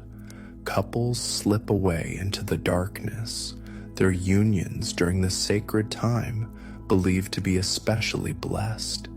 Elders tell tales of the gods' own Yuletide celebrations in Asgard, creating parallels between divine and human experience. The vulva performs divination rituals, casting rune stones, and interpreting their patterns to foretell what the coming year will bring. Her prophecies are deliberately ambiguous: good harvests if the gods are properly honored, successful raids if courage doesn't falter, health for those who maintain right relations with divine powers. These predictions offer both guidance and flexibility, allowing for adjustment based on future developments. Near midnight, at the depth of the longest darkness, a solemn ritual takes place. The Jarl and other leading men of the community take oaths on a sacred ring dedicated to Freyr, swearing to uphold laws, protect the settlement, and honor the gods in the year to come. These promises have both religious and social significance, binding the leadership to their responsibilities and reaffirming the community's shared values. Leaf participates in this oath-taking, placing his hand on the ring and speaking words that commit him to specific actions in the coming year, including leading one of the ships in the planned expanded raids. Eric watches with pride and longing, eager for the day when he too will be considered a man, able to take part in such rituals and expeditions. The Yule celebration continues for 3 days, gradually transitioning from formal religious observances to more relaxed socializing. Work is minimized during this time, with only essential tasks like tending animals performed. It's a welcome break before the deep winter sets in, bringing shorter days, colder temperatures, and the inevitable challenges of the season. Winter in the Viking settlement is a time of contrasts. Outside, the world seems dormant, fields covered in snow, the fjord sometimes frozen near the shores, daylight lasting only a few hours. But inside the longhouses, life continues with surprising vigor and variety. This is the season for indoor crafts, weaving, carving, repair of tools and equipment. Men work on building components for the new ships, shaping strakes and fashioning the dragon heads that will adorn the prows come spring. Women spin and weave, turning wool into the fabric that will clothe the community. Children learn these skills alongside their parents, education happening through observation and gradually increasing participation rather than formal instruction. Evenings are devoted to storytelling, music, and games. The old skald shares tales of the gods and heroes, but also stories of the community's own ancestors, keeping their memory and deeds alive. People play board games like Honeyfataful, a strategic challenge that simulates defense against attackers, or simple dice games that combine chance with wagers that add excitement to long winter nights. You discover that the Norse are far from the uncultured barbarians often portrayed in later European writings. They have rich artistic traditions expressed in woodcarving, metalwork, and textile design. Their poetry follows complex structural rules with careful attention to alliteration and rhythm. Their understanding of navigation, shipbuilding, and weather patterns reflects sophisticated observational science, even without formal scientific methods as you know them. The winter passes more quickly than you expected, each day filled with work, learning, and social interaction. You find your place within the community becoming more established, no longer a strange outsider, but someone with recognized skills and contributions to make. Gunnar speaks of taking you on as a formal apprentice when spring comes, a significant step that would give you a defined role and path toward eventual independence. But your growing integration into Norse society also brings complications. As you understand more of their language and customs, you're expected to participate more fully in all aspects of community life, including religious rituals that honor gods you know will eventually be displaced by Christianity, preparations for raids that will bring violence to innocent communities, and the everyday acceptance of thraldom that conflicts with your modern ethical principles. These tensions come to a head one evening when Leif, inspecting the growing pile of woodwork for his ship, speaks directly about your potential role in the coming raiding season. "You've grown stronger since you came to us," he observes, watching you help move a newly carved oar into place. Gunnar says you learn quickly. You could be useful on the ships this summer. The invitation, for that's what it is, despite the practical framing, catches you off guard. Participating in a Viking raid would give you unprecedented historical insights, a direct experience of events usually known only through fragmented records and archaeological evidence. But it would also make you complicit in violence and theft, possibly even the taking of lives and liberty from people like Flade. "I need to consider this," you reply carefully, aware that refusing outright might damage your position in the community. "It's a significant opportunity." Leif nods, seeming to understand your hesitation, if not its exact nature. Think on it. There's time yet before we must decide the ship's company. That night, sleep eludes you as you ponder this dilemma. Your presence here hasn't changed the course of history. Lindisfarne was raided just as the historical record shows, and the expansion of Viking activity is proceeding as it did in the timeline you know. You're an observer to these events, not their cause. But joining a raid would cross a line from observation to participation in a way that feels profoundly troubling. Your thoughts are interrupted by a soft sound nearby.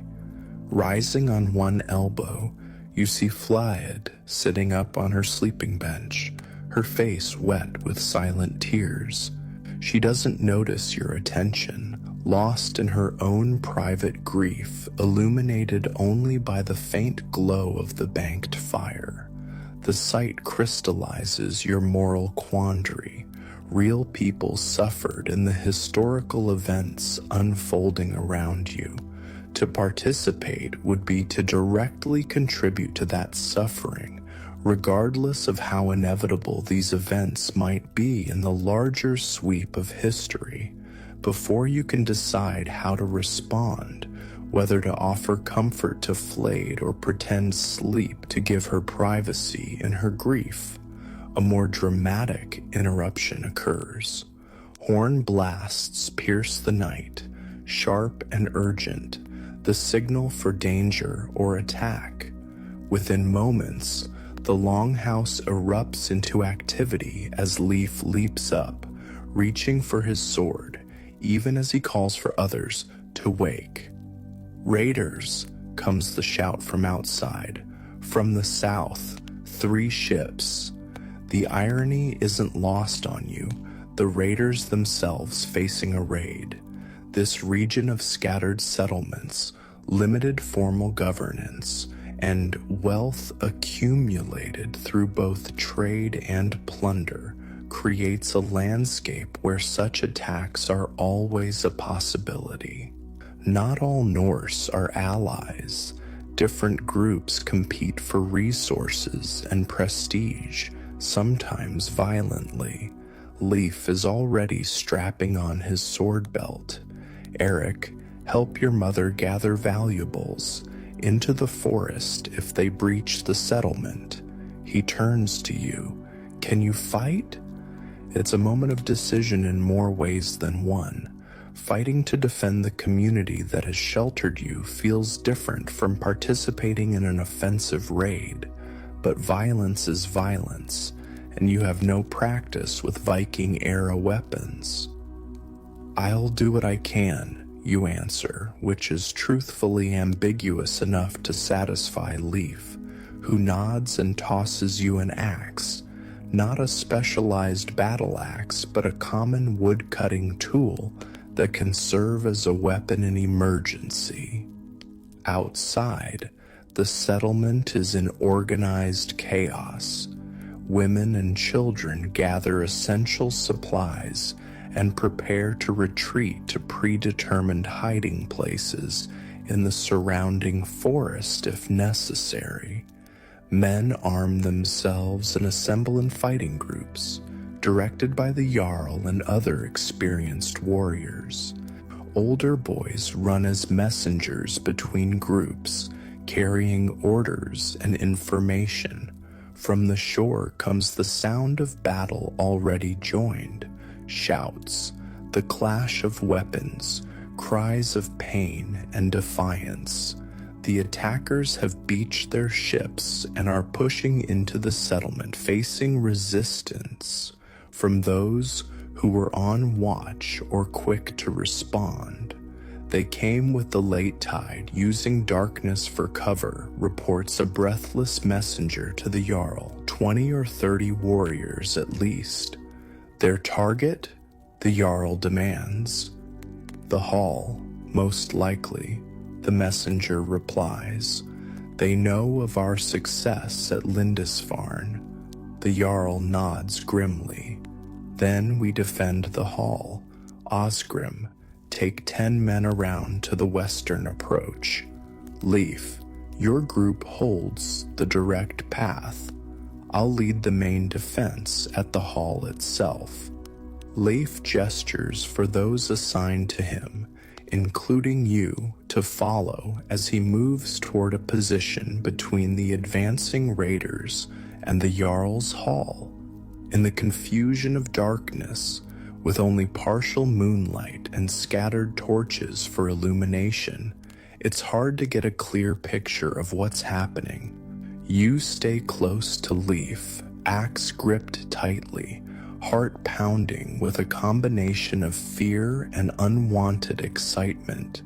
Hold together, Leif instructs the men with him.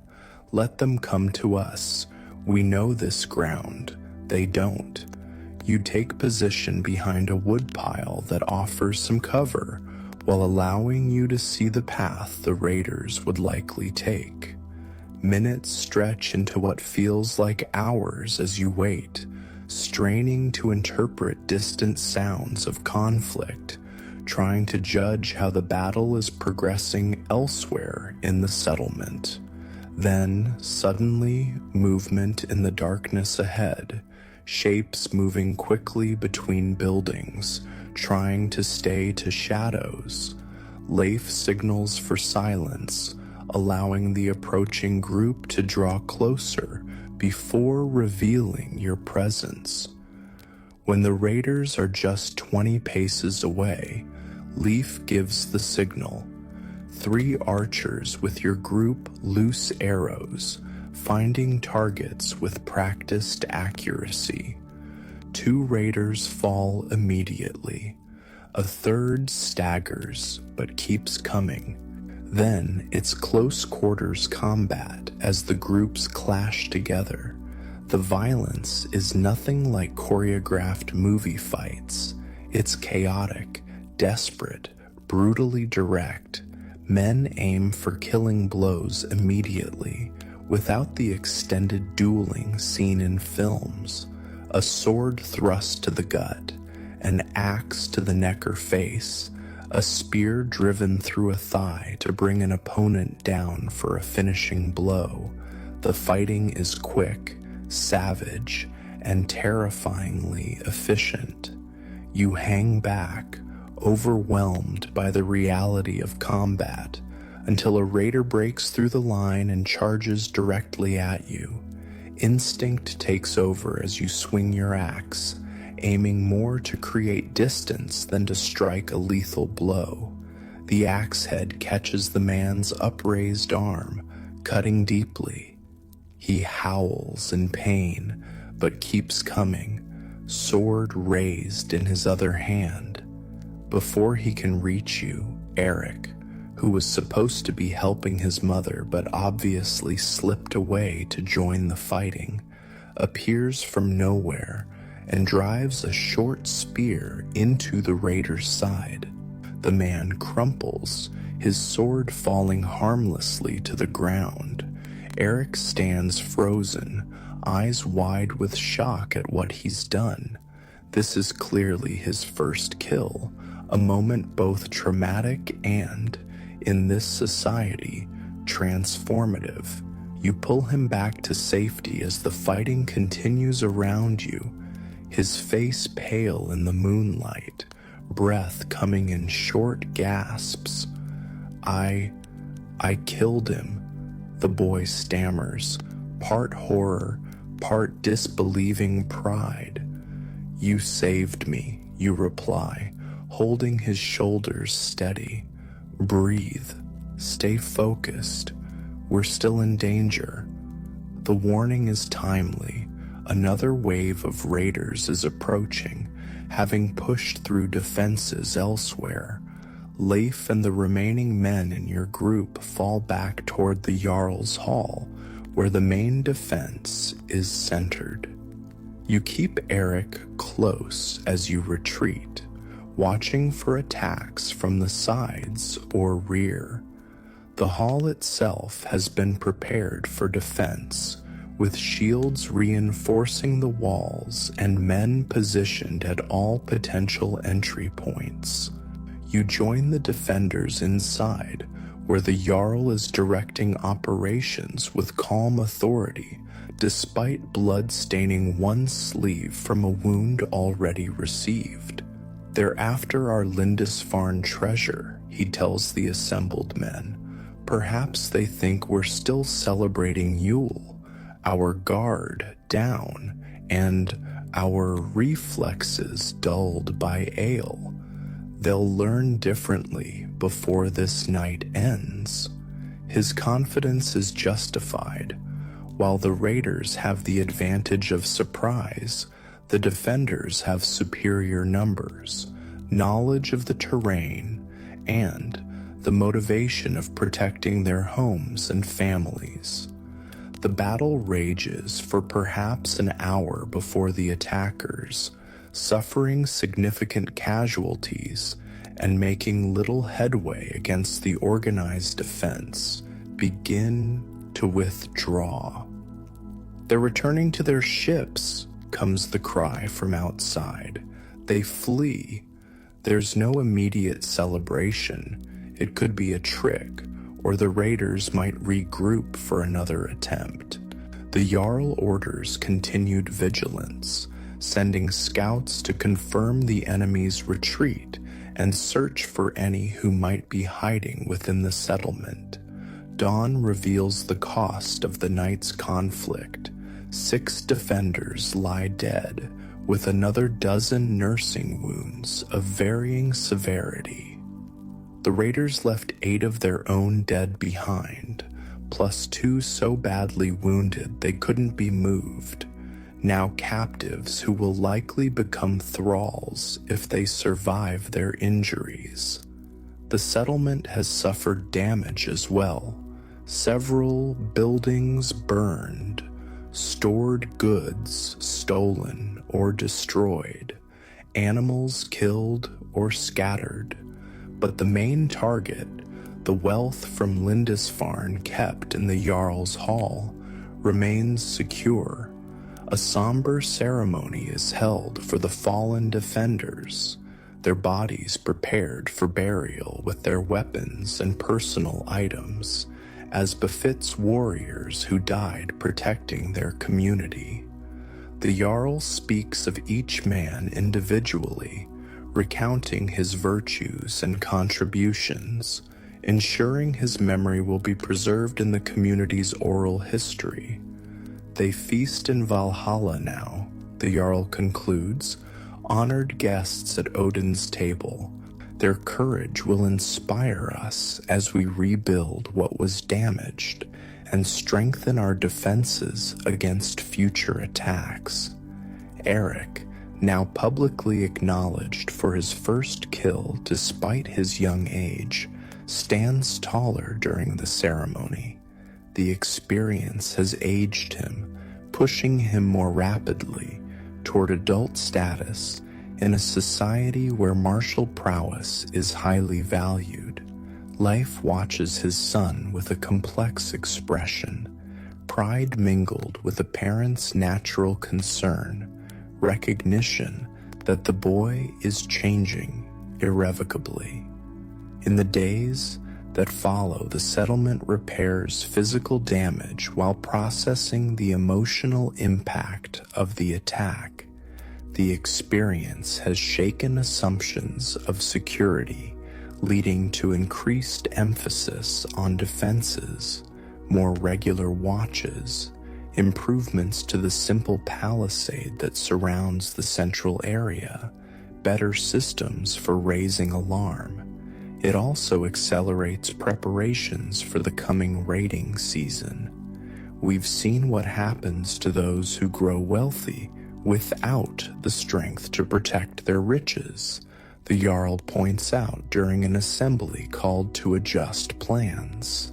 We must be both prosperous and powerful, feared enough that others think twice before attacking us. There's logic to this perspective, Given the realities of the era, with no overarching government to provide security and enforce laws, communities must essentially protect themselves or become victims.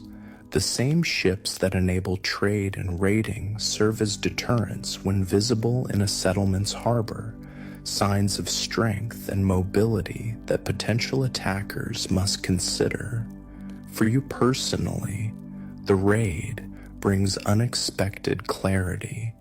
Experiencing violence directly, both the threat to yourself and witnessing the killing around you, crystallizes your feelings about participating in the upcoming expeditions. When Leif again raises the possibility, you have a ready answer.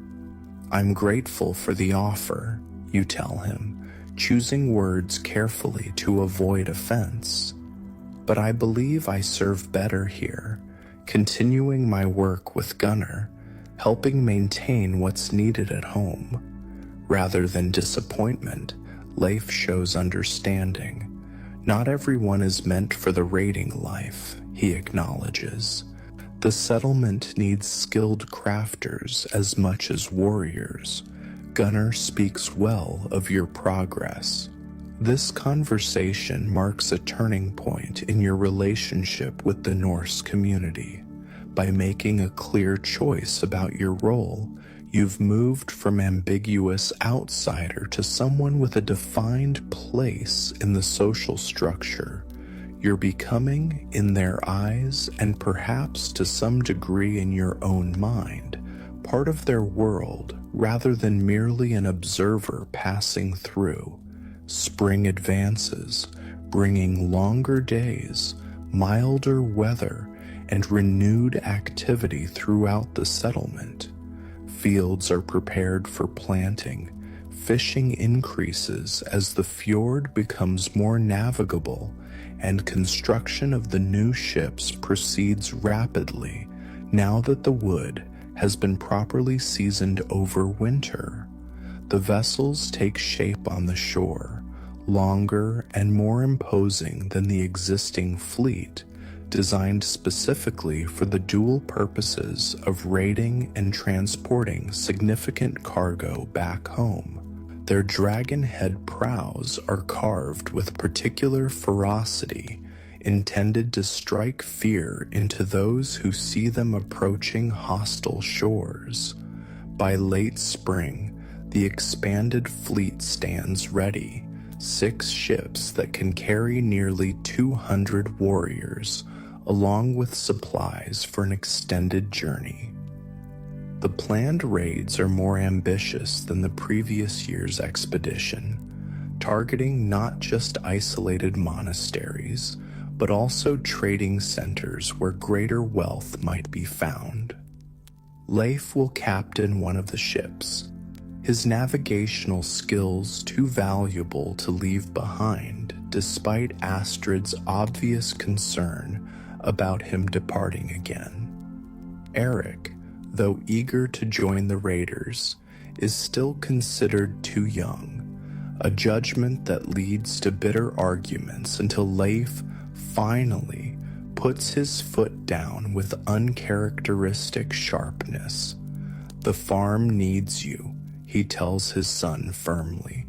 "Your mother needs you. Prove yourself capable of these responsibilities, and next year we'll speak again of raiding Sao." As departure day approaches, you find yourself drawn into the preparations despite your decision not to sail. Gunnar has you working long hours to complete needed metalwork, repairs to existing weapons, fittings for the new ships, tools that will be useful during the voyage. The forge burns continuously, and your skills are tested to their limits by the variety and volume of work required. On the evening before the ships are to depart, a ritual similar to the previous years takes place. The vulva performs sacrifices, blood is sprinkled on the assembled warriors, and oaths are taken to ensure proper behavior during the expedition. But there's a difference in tone, less uncertainty, more confidence born of previous success and expanded capabilities.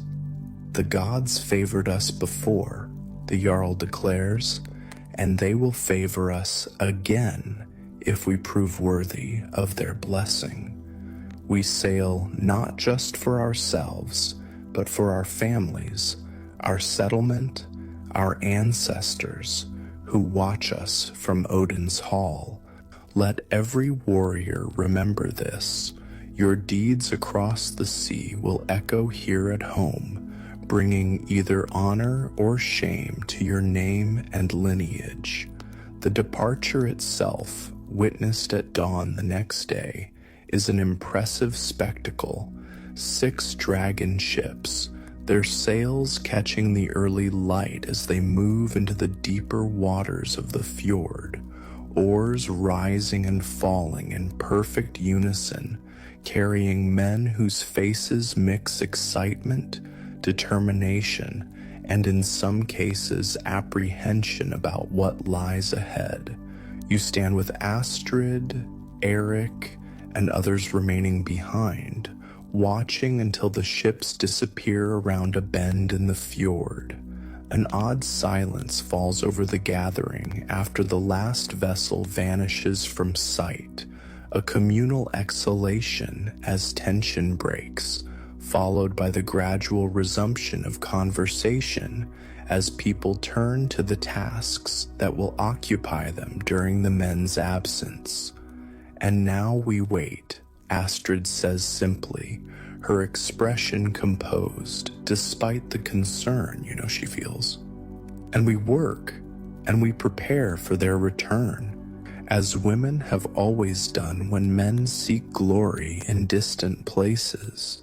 Her words capture an essential aspect of Norse society during the Viking Age, the division of roles that sends men to raid foreign shores, while women maintain the home community, each gender with its own sphere of power and responsibility. It's a partnership of necessity, born of harsh conditions and limited resources, that shapes family structures, social organizations, and individual lives throughout this era. Life in the settlement settles into a pattern similar to the previous year's routine during the raiders' absence. Fields are tended, fishing continues, crafts are practiced, and children are raised with the constant awareness that survival depends on everyone contributing according to their abilities. The community naturally reorganizes itself around those who remain, with older men, adolescent boys, and women taking on leadership roles, usually held by the absent warriors. You continue your apprenticeship with Gunnar, your skills advancing to the point where you can now complete simpler projects independently. There's satisfaction in this progress, in creating objects of both beauty and function with your own hands, in knowing your work contributes tangibly to the community's welfare. Weeks pass with no word from the raiding fleet, which is expected. There's no postal service or communication system that could bring messages from distant shores. Everyone understands that news will come only with the ships themselves, hopefully laden with new wealth, but possibly bearing tidings of loss and failure. Then, on a clear summer day when many people are working in the fields, the lookout boy stationed at the fjord entrance gives the signal, ships approaching, sails visible on the horizon. The community mobilizes quickly, work abandoned as people hurry to the shore to see which vessels return and who they carry. As the ships draw closer, a cheer rises from the crowd. All 6 vessels are accounted for, their dragon prows cutting proudly through the water as they make their final approach to home. The raiders have returned, apparently successful in their ventures across the sea. But there's something different about this homecoming. The ships carry not just plunder, but also what appear to be household goods and additional people, women and children, as well as the expected thralls. And among the warriors, some show signs of injuries more serious than typically sustained in short raids, suggesting extended fighting or possibly even battles against organized resistance.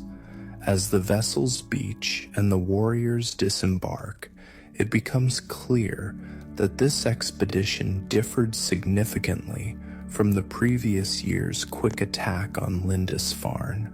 Leif, thinner than when he left but otherwise unharmed, embraces Astrid and Eric before turning to include you in his greeting.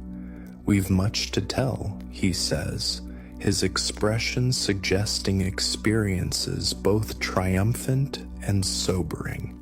"This journey has changed everything." And as the returned raiders share their tales in the celebration that follows, you begin to understand just how significant this expedition has been. They raided not just monasteries, but coastal settlements, penetrating deeper into territories that had never before seen Norse ships. They established a winter camp on a small island off the Scottish coast, using it as a base for continued operations rather than immediately returning home.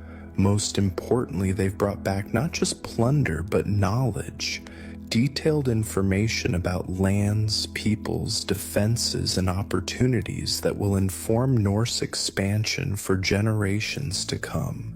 The Viking Age is now truly underway, moving beyond isolated raids to a systematic exploration and exploitation of territories across the North Sea and beyond. That night, as tales are shared around fires throughout the settlement, you realize you're witnessing history unfold in real time. The transformation of Norse society through contact with outside cultures, the beginning of changes that will eventually lead to the Norman conquest of England, the settlement of Iceland and Greenland, even the first European discovery of North America centuries before Columbus.